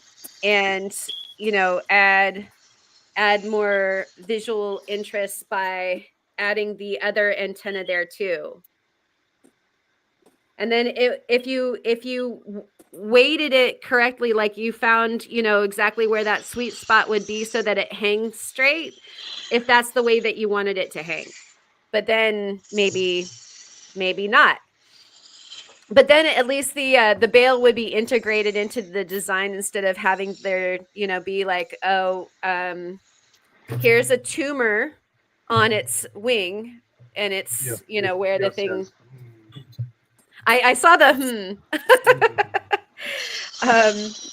and so if I erase that part, blah blah blah. And you wanted it to hang from some other part. What other part were you thinking of? Like, if you hang it from up there, then the weight of it would hold it more like that ish. So I guess it just depends on where you want to where it wants to hang from, and then also if it's going to have antenna at all.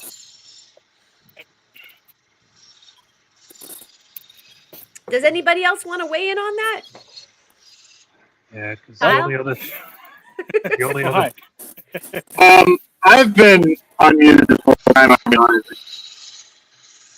I'm actually gonna go. I gotta order. Go get dinner for Amy for her birthday. Okay.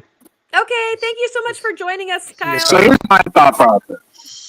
Cheers. Thanks for keeping me on track, because otherwise this wouldn't have gotten done for a while. But anytime. How bad am I roboting? You're not that bad, Theo. All right, thank you, Kyle. I would say happy birthday to Theo. Bye. Cheers. Bye, everybody. The only thing I would say is slow down your talking just a little bit. It makes it a little bit easier. Okay.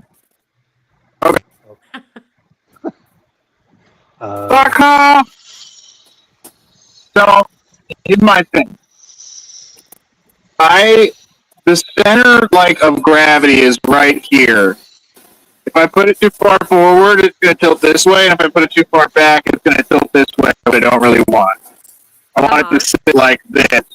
My only hesitation with antenna is I can't use my mill, so I'd have to rig some wire together, because I only have really, really thin wire right now. Oh, gotcha. Yeah, then don't worry about that idea. I love the I don't know. Could you put a little counterweight on the other side? Indecision.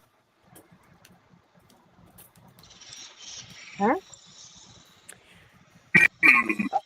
So, I was off your rocka. That's kind of what I was thinking, was kind of like a filigree style, integration with those wires. But the problem herein is that he can't make the wires, and so the only other way to do something like that would be to, if you were to cut it, cut those shapes from sheet basically, and you could scroll, that same curvature out of sheet. Do you have any beading tools? Yeah. Because that would you could even hand beat it, like if you know use like a little bobber or something like that. But that would be the other I never way. do beating. Yeah. So so never mind It's about that idea. a really good idea, though, Karen. Well, I'm just trying to think of like, yeah, how would I solve that? Yeah, I don't I ever started. beat. No tools for beating whatsoever. Yeah, I was just thinking, even I'm if not it's just against a beating. I've plain, never, gone down that rabbit hole yet. yeah, a plain, even if you were to cut it out of sheet and it was a Right. scroll. Go ahead. I just may not work. I'm going to see if it works.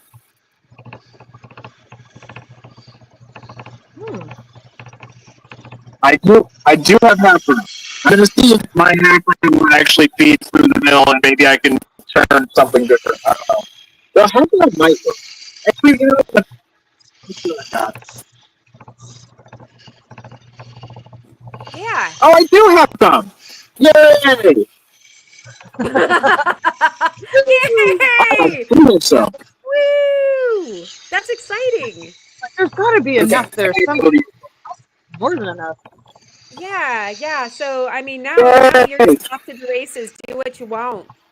You can do what you want.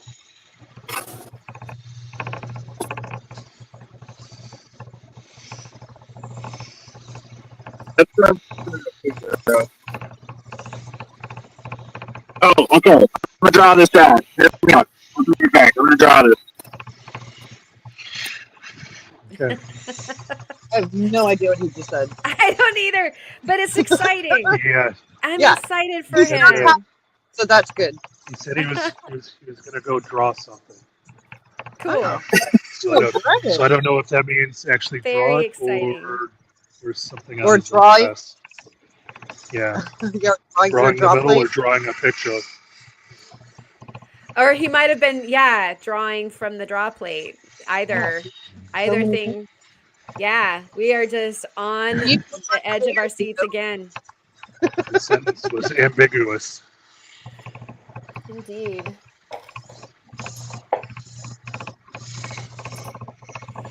How's that going along, Ryan? Okay, this looks terrible compared to how it will. Oh, pretty. It's going pretty well. I sometimes, especially when I'm on these lives and on the like the 320 wheel, I'll just sit on there forever and ever Uh-huh. because I'm more listening and talking with you guys and That's what not I'm paying doing right now. attention to the. I could probably move on to the next wheel. Just getting a really thorough job done, huh? Yeah, I'm with you, Ryan. and it was especially on the little wider ones. Sometimes I'll do that just to make sure that I'm getting in the middle. But I could actually go over here and probably dry it off and look. Let's see, it's still got a little bit here, so I may have to go back in and on the 320, or maybe even go back on the 220 and try to dome that a little bit more. Oh, yeah. Because otherwise it's hard to get some of this material in the middle. It's one nice thing about the slightly softer materials is that you can kind of fudge it on the higher wheels a little bit. If that's a softer material, that's definitely not Ohio Flint like I thought it was. No, that's what I said. What I am doing, some of the other softer ones. You weren't doing. Gotcha. Sorry. You can kind of cheat it because you're still grinding a little bit more on the finer wheels. Right.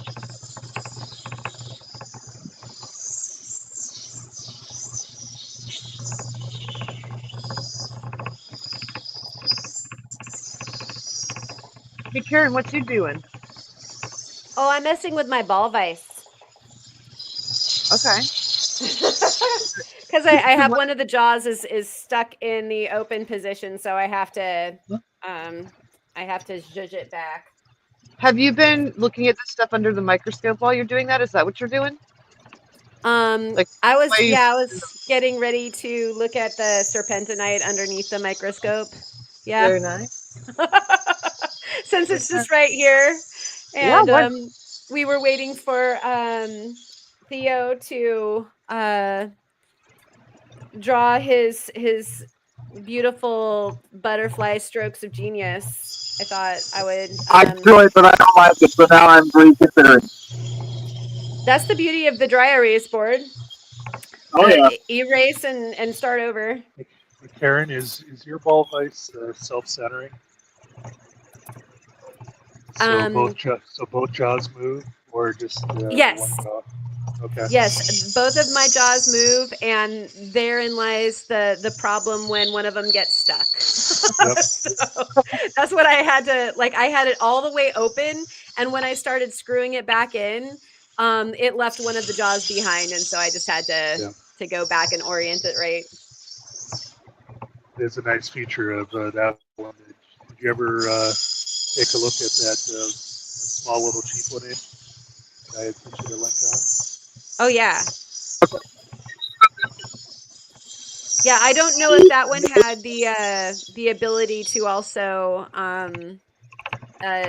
like if it also had the I think it dual. was just a fixed jaw. One Yeah. I think it was just a thick one. I still think for $20 that's like a phenomenally good deal. Yep. Oh yeah. Probably it's definitely not as heavyweight as what yours is either. But Oh wow. Hey, Manny, who is in the chat,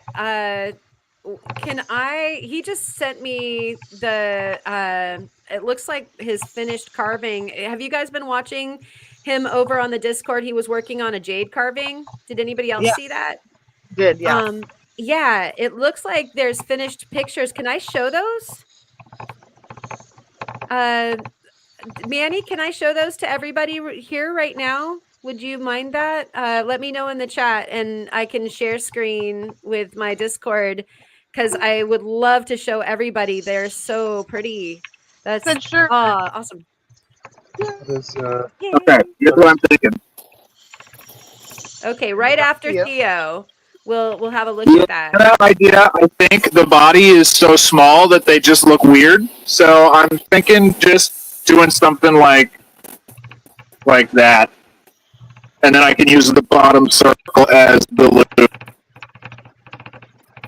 Sure. I don't know what to do here. I like that configuration because then you could put you could affix the bail to either loop.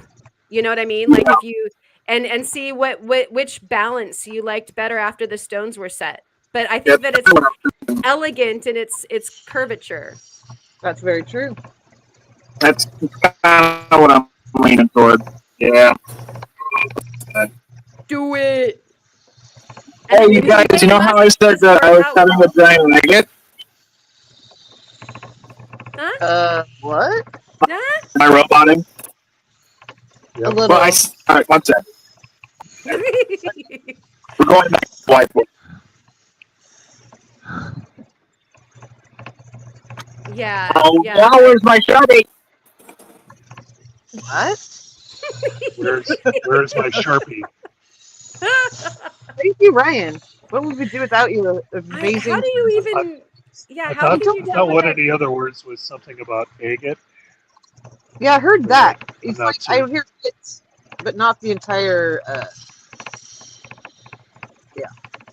All right, Mr. Turtle Montana can't find their water pump, so I'm gonna have to decline on the live for right now. You know how I said I was cutting a big agate? Yes.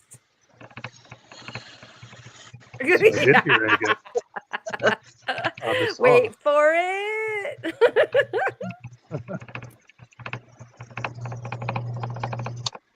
Oh, am I clipping off your rocker? Are my levels too high? I think maybe he was talking to Theo.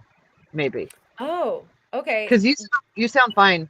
and Okay. have sounded fine. I can get like way far away. It's still on first cut. Oh boy. Wow. It's going to kill the saw blade. Is it a Montani agate? It must It's a be, right? 7-pound Montani agate. Oof, da. That's harsh. Yeah. That's going to be a crime scene. So basically, whenever it's done cutting, I'm leaving. It's still freaking going though. Wow.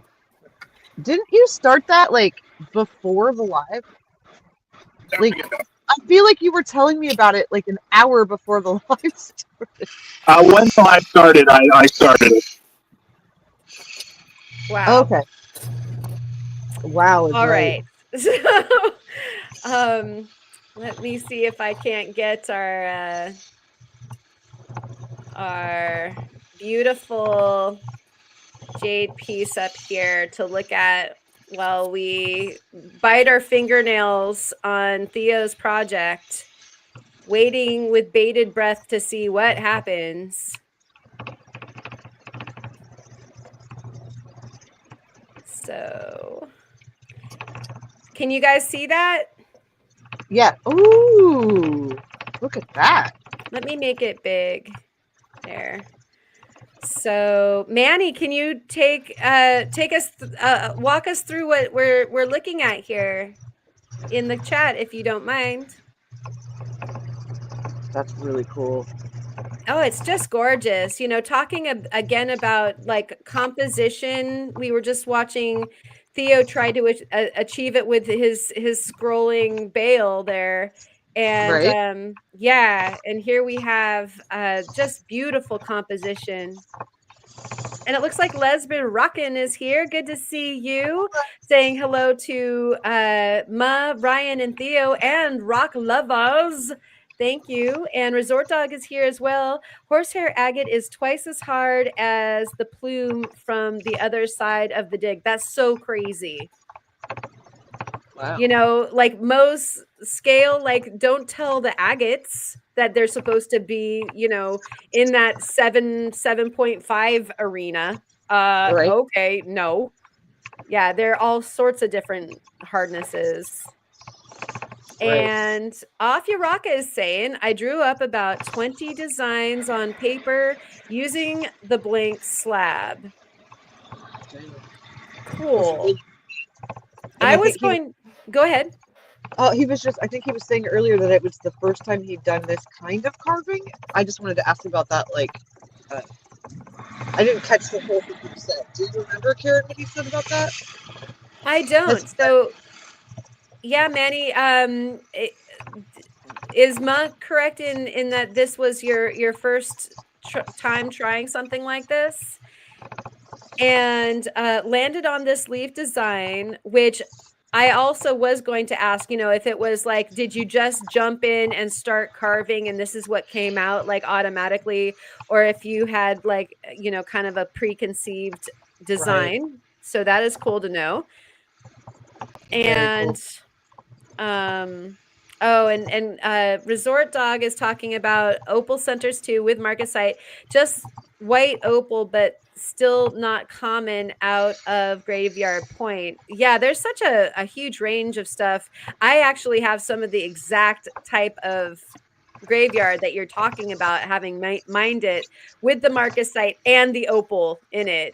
So yeah, it's pretty neat. And Tomcat Josh is saying, has anyone tried that new adamantium oxide? To do what? What do you do with it? What is it? Must be a polish. that or else it's an 80s oxidated musical artist adamantium oxide. I'm sorry. No, thank you. That's beautiful. That was such a low flyer. Okay. I enjoyed it. I don't know if that's about my sense of humor. And so Afyaraka is saying, Manny's saying, inside curves are tricky AF. I bet. Yeah, those beveled insides are really impressive, sir. Very nice job. And a beautiful contrast is what Resort Dog is saying, definitely. And Romania Rockhound is saying cool, definitely. I would agree. So yeah, I love the variation in this particular jade. Is this jade from Australia?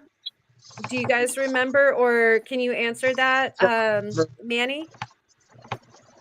It's so pretty though. So it totally follows that you would have, serpentinite and jade in the green rocks in Australia, Mm-hmm. being is 100%. that's exactly how they're born. Great. Aw, that's so sweet. It's a cut above the rest. You're very nice. That is. It's very, very nice.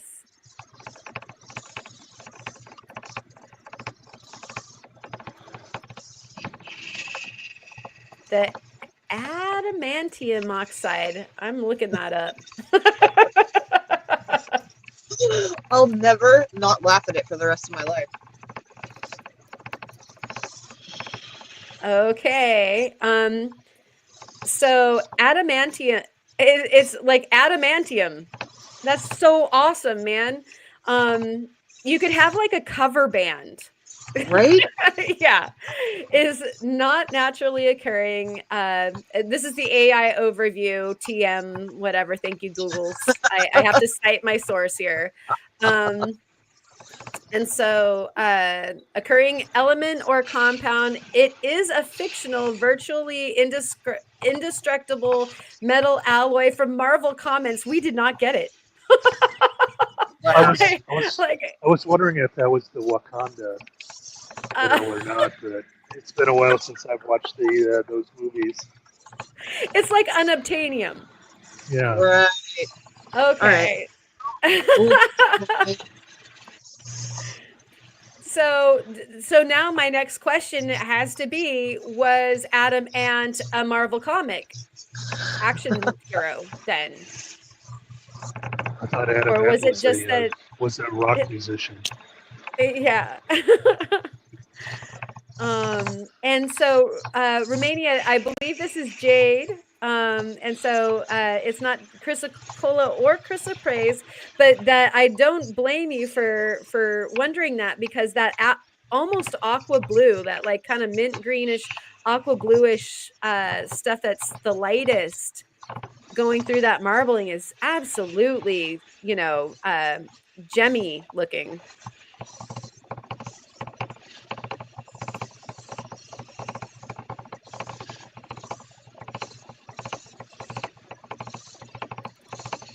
And Afia Raka is wondering, isn't that what Wolverines are made of? Apparently. And Resort Dogs inside joke was a take on the Boys season 2 opener. Missed that, so completely All of it will go right over my head. I haven't watched that show. straight up my hair is blown back and everything. Yeah, I believe Wolverine, she's talking about the Marvel Comics, is things that come out of Josh his, said that. Okay. And Soul Adventurous is saying it's a good bit stronger than Mithril, which I'm sure is another thing I don't get. And then, yay, Leslie Rockin', we caught the unobtainium together. High five. All right. Some of us just move a little slower than the rest of us. It's okay. I'm in the slow team. Wolverine's claws and bone covering. Okay. All right, there we go. We have the adamantium's scientific nomenclature covered. Thank you, sir. That's awesome. And in some way, apparently that has something to do with Manny's beautiful piece here. And so I'm sorry, I totally dropped the ball on here's another view. Ooh. And I just love the, kind of tribal nature Yeah. of it. And there is yet another view. And I gotta say that I understand that in some parts of the jade world, kind of like the turquoise world, the stuff that's very consistently covered is Mhm. supposed to be, higher It's quality, not but I yeah, love the variety. me too. My Yeah. favorite things I've ever made with jade were ones where the color went from like a brownish green to a bright green. I love that. Like Yeah. they're all pretty, but yeah, I like the ones with variety a little bit more. And it looks like Fashionably Late might be taking a little break. And we've got these beautiful dinosaurs that are enjoying the 4th of July, finding gems on the beach. Oh, Karen, that's beautiful. I thought that everybody might enjoy seeing that. And let's see if we can't get Just needed a little back mosasaur out in the lake or out in the ocean. the mosasaur. Or Yeah. potentially I think it's more likely Ichthyosaur. Ichthyosaur. Yeah. I knew it was one Everybody of was those really two. hoping for mosasaur, but I think we're in the wrong time span for that. Well, I'm so glad that everybody seriously they've pulled the mythology together. So the Mithril is from the Lord of the Rings, and I should know that, and yet that's still like, I don't know. I think I only have a certain amount of brain capacity, and that wasn't part of it. Oh, we lost Ryan here for a second. Oh no. Wait, oh, there we go. And the modeled colors, definitely. Let's see. This is commercial grade jade from what I've researched. Okay. And with the modeled colors. All right. I wonder what that portends, though. Like, is commercial grade, like, I guess that would not be gem grade, is what you're trying to say.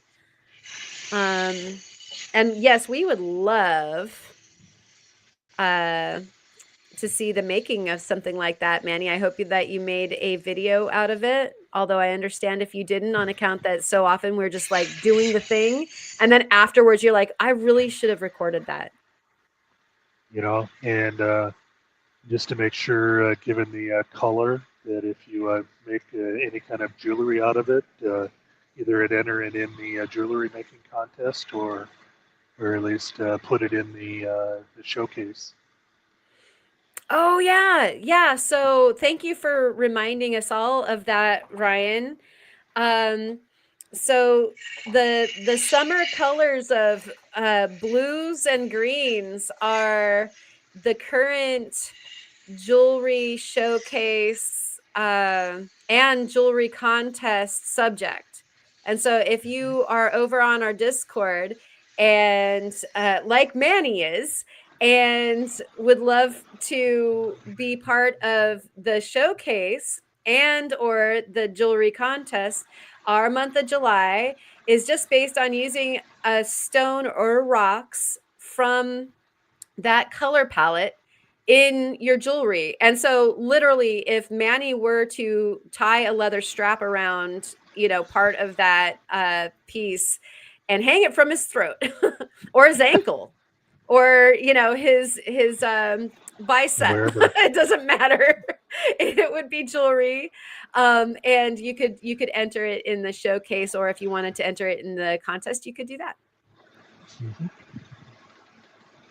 And I would like to take this moment in time to thank Ma for organizing both the jewelry contest and the jewelry showcase over on our Discord.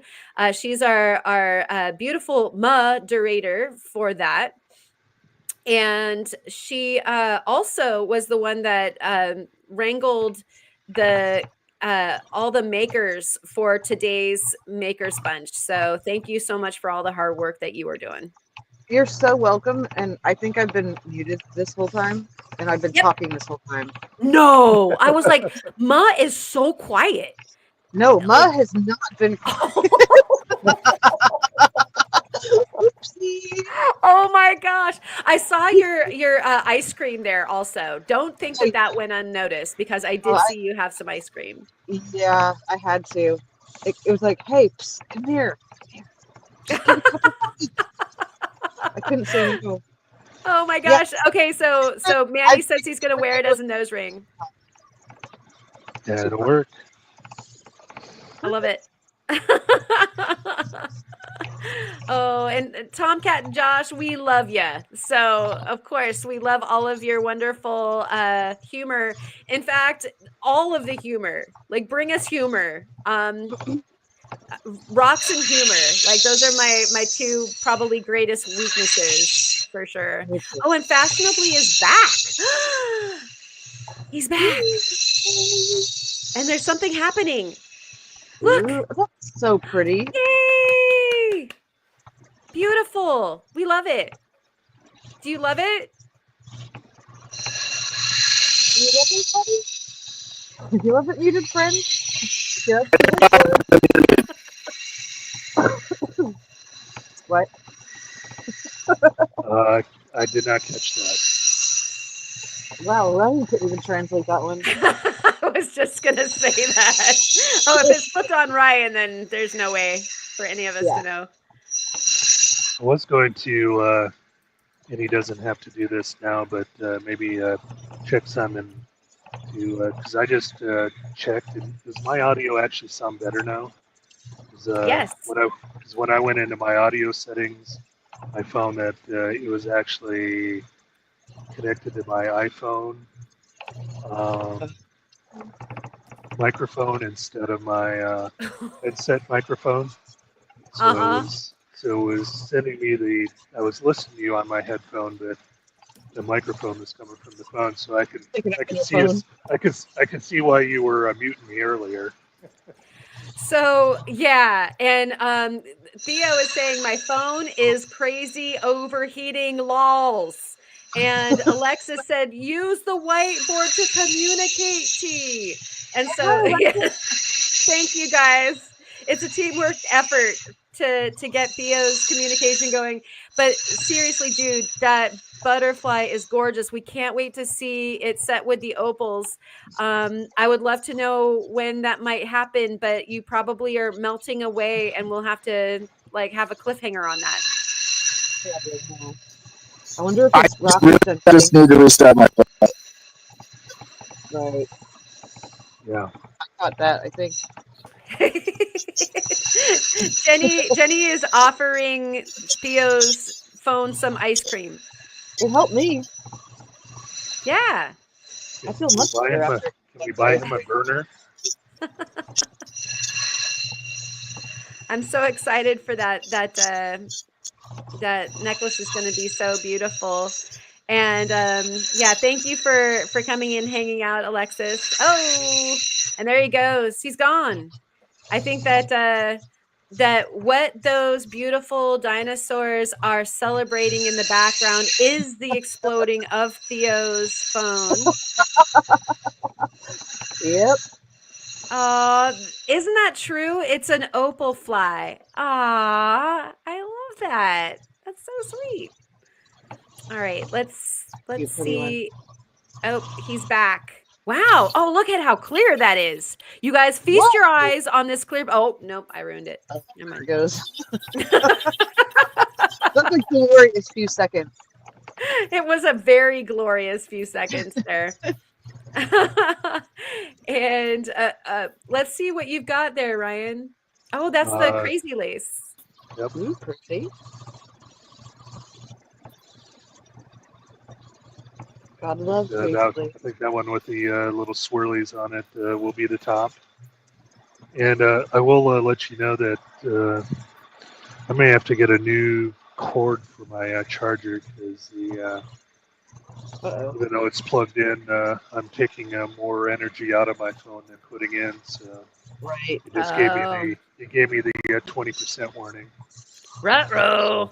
So depending on how much longer we're on, I may I'll let you know when it gets down even further. Yeah, please do. And we'd probably only be going on for maybe a maximum of another half hour anyway, because I figure we should give everybody a break in between what we've been doing here and when Julie and Brian go on at 6 o'clock Pacific time. They're due on in an hour, I think, right? Okay. Yep. Yeah, I had no clue what time it was Yeah, I've been keeping an eye on the time because my phone surprisingly hasn't overheated either. But it usually self-destructs around now. Yeah, in fact, it's hung on like for a remarkably long time. Usually it's about at 2 hours, and it's actually I can smell it like, bacon on the frying pan. And so I meant to read this out loud. Montana, Mr. Turtle Montana. Out of all the inventions over the last 100 years, the dry erase board has to be the most remarkable. Hey, yo!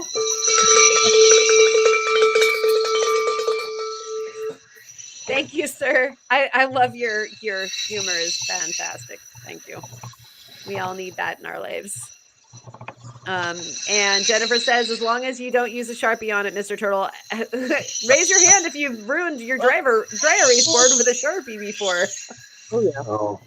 Yeah. They at work they hated that. Yeah, that's not a good one. Yeah. It seems like that. Because they would have Karen's Yeah. gone now. the paper boards. Oh, Karen lost audio too. Yeah, she did. Can't hear you. No, Yeah, don't like they it. They had Okay, both the paper easels and the whiteboards in the same room, and yeah, not Take good your when you Sharpie forget. over. Yeah, Yep. That's a cool, like, if my walls were a giant whiteboard, I would have way too many thoughts on them, Yeah. writing all over the walls that I probably wouldn't be able to think anymore. Just be totally distracted by all of the graffiti that you'd put there.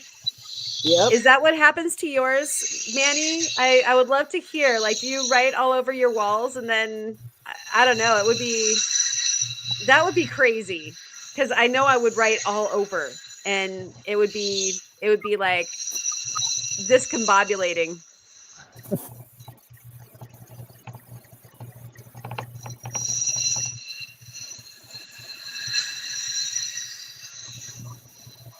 Okay.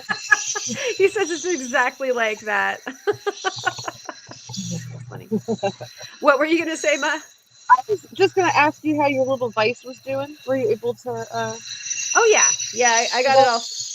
I just I haven't looked at it under the microscope yet. I suppose I could see what I was trying to make happen. The material is like that sort of thing is always way more interesting to look at when it's been polished. Since I don't have a a polarizer for my microscope, sadly. My motor Although, stopped that. yeah, I guess I could make it wet, because I just spied on it just now, and I could share it. It is showing that it's kind of purplish, more so than before. Yeah. Wow. Oh gosh, this is gonna look really cool when it's polished. Okay, yeah, I guess I'll break down and show a little bit of this. Please do. Just cause by popular demand. My motor crapped out, so I can't work. No, you're done, huh? Well, just for like 5 minutes, maybe not even that, a couple minutes. Just have to cool down and it's back on. Okay, got it. I think I need to get my new motor for my birthday. A new motor for your birthday? Yeah. That's what I think I'm gonna get. Or I'm gonna- or you're not going to trade your dad for something? What? You're going to always trade your dad for something? Well, right. Like I think this is the last motor he had sitting around. Oh, So, bummer. yeah. Okay. Got it. Have you thought about looking at like a DC motor so you can put a speed control on it so you can change the speed? I haven't thought about it, but it's probably because I have nothing to compare it to. Like mine just goes one speed, and I'm so used to it that I don't ever sit there going, "Oh, I wish it would go faster." I don't have anything to compare it to, you know? Yeah. Ooh, look at that. So Normally, even though I have the VFD on mine, and it's a 3-phase motor that when I was doing the faceting stuff, it was nice to be able to slow it down a little bit to be able to be a little more in control of it than when it was grinding down at full speed. Yeah, right. I just have never. I don't know. I guess I just ease up or something. I'll have to like be more. I'll have to be thinking about it more to see if it's something that I feel like I'd want to do. Do you know what I mean? Like I've literally never thought about it. Yeah, I have to be it was active thinking about it while especially I'm during having. the polish part with the cerium. It was nice to slow it down so it wouldn't dry out quite as quick. Right. Yeah. See, I don't even know what that's like. It just has one speed. Fling.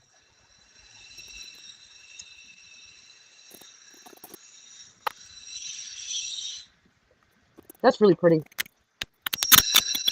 I'm not sure yeah. I've ever seen with quartz like that before. No, this is pretty fancy. That's why I took it. There's a lot of like more of what you'd expect to see, like it's kind of common. But like this area right here that I'm moving towards the center, I'm losing the water. Hold on a second. Let me do that. That area there, like the green and then the purple next to each other, like that's pretty trippy. Like, That's yeah, beautiful. just have not seen that before. And then it dives into that like super dark, like you can see like the kind of minty green, and then it's got this super dark, and I'm not entirely sure. That could be some of the phyllite, the really compressed kind of mica material. I'm not Right. entirely sure. I'm gonna have to take some closer looks. We are at probably around yeah, maybe 20x right now. And so it's gonna take polishing and a deeper dive to kind of figure out like what the crystal structures, what the little bits and pieces are made out of. That is Here. so cool. And Fun, right? yes. Yeah. Like I wish I had taken. Go ahead. I'm sorry. I like it from the outside that in the inside is even prettier. Yeah. The some of those pudding stones that I was too high centered on the fossils to take would have been really super cool cut as well. And I'll probably do that too, because it's just a neat cross section, literally, of all the tumbled river rocks that got cemented back in with some kind of an event, right? Right. Yeah, and it's like And I'm curious to see how like these two materials polish together. yeah, I have a feeling that we're going to have a bit of undercutting, but since it's quartz and the serpentinite, like as opposed to something harder, they might like that. actually keep up with each other fairly decently. Yeah, that's why I'm wondering. Like, it might be a breeze. Yeah. I mean, it cut like I was so stoked at how quickly this cut. Purple it is right there. Yeah. Yeah, it's got some decent purple in it. Oh man. So I would not get mad if some of this fell in my box. I'm just saying. Just saying. Uh-huh. Yeah, I mean the contrast on the microscope camera is giving it more depth it's more lavender than this. You know, this is a little bit darker than I'm looking at with my naked eye, but it's purple. Right. So, yeah, yeah, It's it's not ugly. not at all. Yeah, so that'll be Half fun. soon. I just can't wait to see. Yeah. And Mr. Turtle Montana, that's some serpentinite from my past trip that I just took, and you can see the big lump of it both in the Friday Night Live, but also you can see me find it in the video that I just dropped. That is about the ammonites. If you know, just go to my page or my channel and you look for the ammonite one. That's the freshest one, and I found the ammonites, but also this big lump of serpentinite that actually had a purple pool in it. And I was like, what the heck is that? And at first I thought it was agate, and I don't think it is. I think it's quartz. Right. It does. Yeah, it looked more like quartz to me once you got in there. Yeah, yeah, for sure. Totally thought it was chalcedony or agate from the outside, though. Yeah. Yeah, the way that it pulled out on the top when I first found it and I showed you guys in the video, I was totally thinking it was agate. Yeah. Very cool. And Karen, she brought up a Friday night. I was working in here, so I didn't get a chance to comment. It was kind of funny that every time that you said there's serpentinite, I was hearing Sean Connery say it in some kind of Knights of the Round Table voice. Serpentinite. Right? Yeah, somebody's got to be the character serpentinite. Yeah, I agree. Definitely, you know, if you ever write a book in the future with sci-fi fantasy history, there has to be a serpentinite. Right. And does serpentinite have like the Sean Connery, like super heavy Scottish accent? Is that how it has to be? Absolutely. That's the way that I was hearing it. Even coming out of your voice, it was Sean Connery. That's great. It's almost like it was dubbed. I'll start working on my Sean Connery then. That's great. Get that AI filter on your StreamYard that whenever it hears it, it automatically translates it. Oh, do we need a Scottish kilted serpentinite on the emoji? Yes. Should I make one? Yeah, he says green armor. Yeah. Oh my gosh, I think I'm gonna have to do that. Yeah. Take up one of your 4 remaining slots, huh? Yeah. The Green Knight in armor. Yeah, that's gonna need to happen. Like with a tartan on and all that. Yeah. And like old Loch Nessie in the background. I feel like we need a kilt in there somewhere. There would definitely, that's the tartan part. With Sean's face. I wonder if I could do that and get away with it. You might have to maybe use that phrase in the AI that says "Allah," you know, so it kind of gets around it a little bit. It's kind of like doing a Mickey Mouse, where it won't let you do Mickey Mouse itself, but if you say in the style of, yeah, perhaps that, and then maybe I should just put Theo's face on it. it could probably work. I mean, he's a shoulder devil. Maybe he's just like all the things. Maybe. Just has all these cameo appearances in all the emojis. Like he is serpentinite. Whether he likes it or not. I wonder what the hand is saying. Is the hand saying that this is acceptable? Is it a thumbs up? Is it a thumbs down? Waiting to see from the...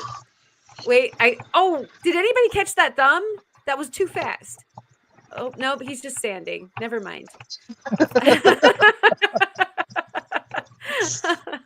think going to keep us waiting on whether that's okay. You should get an honorary shadow in your Mr. Science theater. Look at that! Sorry. Yeah, I agree, Ryan. And that is looking gorgeous. Wow. I do apologize. Oh my goodness. Look at the. Oh my. Hello. Yeah. Wow. Even through the pixels. I was wondering if my PC that I'm watching it on just got this set to 144 like it does sometimes, or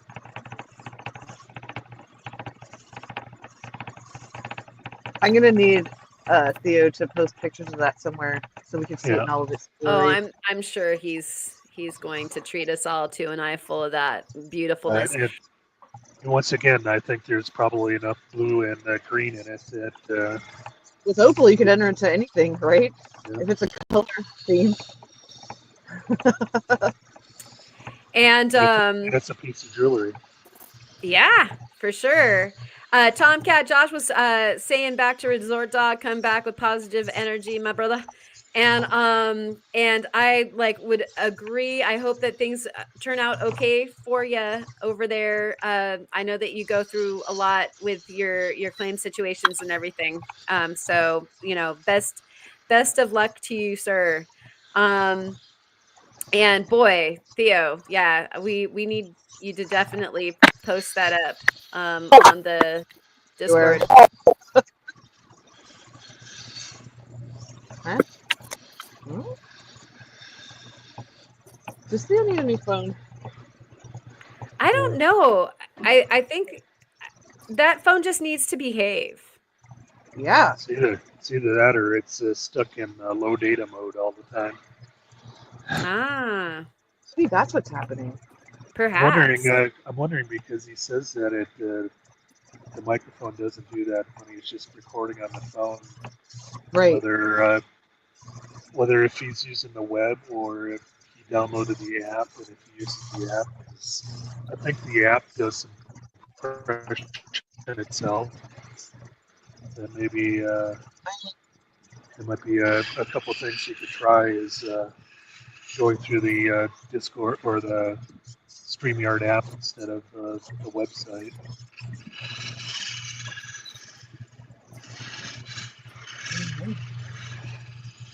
And so here is some of Manny's dry erase walls. So we have Nice. Follow Your Bliss, and it's sideways, but you can see that, yeah, that's exactly what I would think my walls would look like. Yep, this is the inside of my brain looks like pretty much. Right. You got all the things there. Yeah. Thank you for sharing that with us, Manny. I was curious. And I'm telling you, like, especially if you gave me colored Sharpies, or rather colored, you know, dry erase markers, it would just be terrible. I would probably not get any of the stuff done, but there would be like lists and lists and lists of things that I'm supposed to do on them. And then you can't sleep because you're like, you know, you're trying to go to sleep, but you see the list. And you start you see thinking. what's written in red that you have to do like tomorrow. Yeah. You'd have to have a section for your jewelry design. Yep. So you'd have pictures on yours too. Right on. And it looks like Turtle got a new pump from Harbor Freight for $10. Good job, man. Hopefully you'll be back in the game and be able to play. I still don't know how you lose a pump. Did somebody borrow it to do something else with it? I think his pump died. I think it died. Oh, okay. His That's what pump he meant by lost a pump. Like rest in peace. Yeah, that kind of thing. Like, Okay. sadly, when you lose a loved one, like a pump. Yeah, that sort of thing. Makes much more sense. Yeah. Like, I'm on my second pump. Like I bought that Weaver, you know, the faceting machine, and it came with a pump in it, and it had like the cheapest connecting wire, like that you run from the pump, you know, to your obviously outlet or whatever. I had it plugged in right next to me on the table on a power strip, and the socket exploded off of it while I was oh my just sitting. gosh. Yeah, like the wire. I tried to split it to like put a new wire, or like, I split it and put a new prong on it or whatever. It had like 4 wires in there, like 4 little tiny, like 30 gauge wires. I was like, what the heck? And so when I got this new one that I'm using now, and it's like this beefy, thick, chunky cord, and I'm like, yeah, man, come on. Just spend an extra $5, right? And get a cord in there that won't explode. Oh, pumps. Wow. At least if it would have caught on fire, you're still out in your tent. Right. Yeah, I mean, What to burn the house down. Yeah. Especially if it would have done it when you weren't there. Right. But luckily, it had to be on for the problem to occur Yeah. for me to know it was an issue, So I was at least sitting there and could deal with it. Yeah, it literally, like, I just heard a pop and saw a flash and looked over, and the cord was sitting there next to the power strip with the plug still plugged in. It completely exploded off. So, Turtle was saying that he left it in Michigan and he's in Mesa, and they're like far enough away that he just needed to pick up another one. So he at the literally very just went. least, he didn't lose any loved ones on that one. I thought it broke. Don't worry about it, Tomcat, and hopefully also Resort Dog. It's all good. Everybody's good. We're just laid back today, is all. And camping is intense. Hey-oh. Wow. Yeah. And here it's happening. What's that? I can actually see what Theo's doing. I know, this is very exciting. It's fun to watch him work. Keep him Thunder for as long as that's happening. I'm not touching anything. Believe me, it's staying there. And Off Your Rock is saying, I got bang out for buck out of my Weaver, cut so many stones using it just as a flat lap. Yeah, I think that Theo actually was talking about how it's a fantastic motor. It's a good flat lap. It just sucks and I mean, like, I'm not weighing in, so I'll retract that other thought that I was going to say, and I won't say it. I'll just say that, it's a great flat lap. It's a great flat lap. It's a little, it throws water everywhere. But yeah. Yeah, we know how Karen likes to get wet. Yeah, like wet lapidary. I'm all into it. It's fine. Definitely, you would enjoy that one. It's Karen's second YouTube channel. Wet lapidary. Right. Yeah, it's the OnlyFans one. So three years in running for Off Your Rocka's Beaver, which is just really, really impressive. And like there's those angle kits that you can get, like from, what is it, the Turtle Horde? Yeah, I need to save up. Oh, and here's Off Your Rocka saying, I made shields with flexible kitchen cutting boards. You'd have to. I did it with, like, what did I use? I'm trying to remember what I used, but I think I just cut 2 liters and made a little, like, contraption around it, because it's like the disc is right above, like, there's no shield at all, so it just flings water everywhere. Oh my gosh, that's crazy. And Tomcat Josh, love you, man. Thank you so much for the memberships. Really, really appreciate you.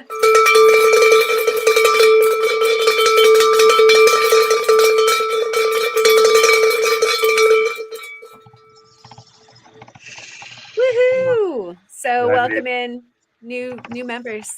What were you gonna say? When I was using my flat lap, when I used it as a with the wet polishing disc, I'll use the rubber, like the kickboard that you would use along the floor of your bathroom, along your cabinets, because it's flexible enough that you can then it'll bend if you need to set your arms on Very it smart. or something. So yeah, and it's bendable, and on that one, and then I just take a couple clamps, and so it's not permanent. Yeah, that's a good idea. Nice. Yeah. Gonna go ahead and do that. And so we are almost to 5:30 our time. Oh, wait, we what? What just happened? I just Ooh. saw like the craziest thing happened over at the Theo Studios. And so yeah, we're gonna start wrapping it up so that folks can take a little break in between this and the Julie and Brian show. But it looks like we might have something going on with Theo here.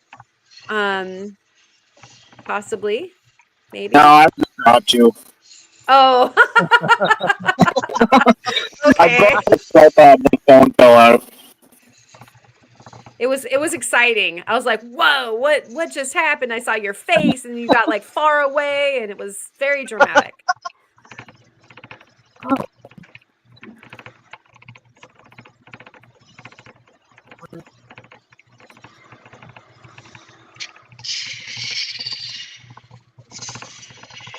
And so, how is it looking over here for you, Ma? How are you feeling about that beautiful thing? Good. Let's see. I like this side the most. Yeah. So is that going to be kind of two-sided though? Like the way that Oh, yeah. you're planning the setting, it's going to be able to flip over and be just as gorgeous on one side and the other. Exactly. You don't have to worry about which way you put it on. Something pretty will be happening. So yeah, it's going good. And then this little guy. This is not double-sided, just one. Oh yeah. Yeah, those little tubies are so crazy. That's a really neat piece. Yeah, this one's got a little quartz pocket right here. Nice. I like Yeah, grabbing that's little wild. that have a bunch of stuff going on. That's cool. Very, very cool. All right. And are you still on that same one that we were seeing before, Ryan, or have you moved on? Oh yeah, we're on the crazies. It's on the last wheel. Nice. And so Afiraka's asking Ma, have you got a channel groove on the top, Ma? Yes.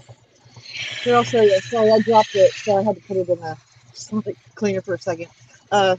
Yeah. Both of them have that. The groove goes all the way around. Super groovy. Oh, cool. Okay, check this out. Mr. Turtle Montana is talking about jumping into the Discord lounge after Julie and Brian in case anyone wants to join. I have some amazing Spencer Opal pieces to show off, and I can cut cab out of that, or I have a pre-form of gold in quartz to cab. That sounds like a good time. Yeah. So you look at this. We've got our TV guide lineup for this evening. We're gonna go ahead and start wrapping this up here because we're just shy of 3 hours right now. And so if we end at about 5:30, then we're good. And then have some dinner or make your dinner so that you can eat it while you're watching Julie and Brian. Hang out. Or what? Ice cream? Consider ice cream. If that's what you're having for dinner, that's fine. And then after the Julie and Brian show, head on over to the Discord and hang out with us over in the lounge there, where you are welcome to lurk without using your camera on, but you do get to see the camera in real time for Mr. Turtle Montana and anybody else who wants to turn their cameras on. But what's cool about that is that everybody gets to talk. You don't just you don't just hear my voice the whole time. So it's a grace and a blessing for everybody to be able to carry on a conversation over there in the lounge. And so thank you, Mr. Turtle Montana, for offering to do that. We will see you after Julie and Brian. And we've got Mr. Ryan's beautiful cab. Tell us about this, sir. Stay Crazy Lace. The only thing on it here is it at the end here it started developing a big pit right on the corner, so I may have to go in and redome that at some time if I really feel like it. I don't know if you can see it in there. Yeah, that's a bummer. It's still super pretty. Oh, it's so pretty. Yeah, And I it's- love the That craziness. bonus, especially on some of them, when you get kind of right along the two sets of different types of material, Yeah, sometimes they can happen. But it's like you'll get a it looks layer really that doesn't, nice. Yep. you'll have a layer that doesn't have quite as much. And then once it Until starts it's chipping out, it just seems to keep going. Yeah. Wow. Okay. Well, you yeah, that you was did a good fine timing. job there. And then, did you finish the Gemfield cab too? Oh yeah. I'm gonna have to finish polishing it later, but it's assembled and mostly polished. Beautiful, Theo. That's fantastic. Got those Right. sensors. That's so pretty. Love it. I'll send you a better video. Yeah. Okay. Yes. He'll send you pictures. Or Thank post them you. somewhere. Video How part. is it that you get that? Get it? I didn't hear the last sentence. So that was the first sentence that he had on. I thought there, so. videos, but yeah, either way. Wow. Well, thank you so much, Theo, for letting us watch you make this gorgeous butterfly. We just got to see this like be start to finish. How cool is that? Yeah, that's awesome. So cool. What? Better video to come. Yeah, right? So true. And also, what I'll do is probably while Turtle is doing some of the stuff, and maybe during the Julie and Brian show, I'll have some dinner. But I might be working on some of this serpentinite, and I can show this off in the Discord as well later. Jeez. And Okay. Karen, if you want to look real quick, I do. Yay! Oh, pretty, pretty. Pretty. and like Oh, and it little- does have the druzy pocket. one little druzy pocket in there. Yeah.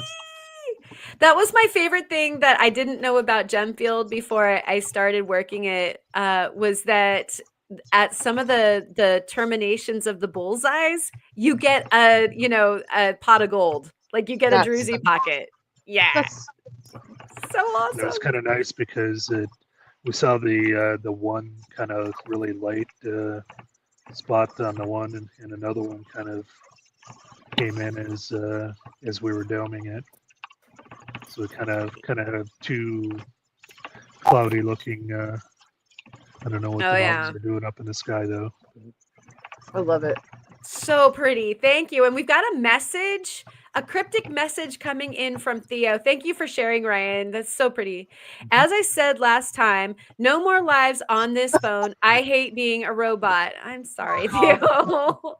My heart goes out to you and your mechanical heart. It was better than not having you here. I'll just say That that. is so true. We would Yeah. rather have robot Theo than no Theo at Yeah, all. exactly. Uh-oh.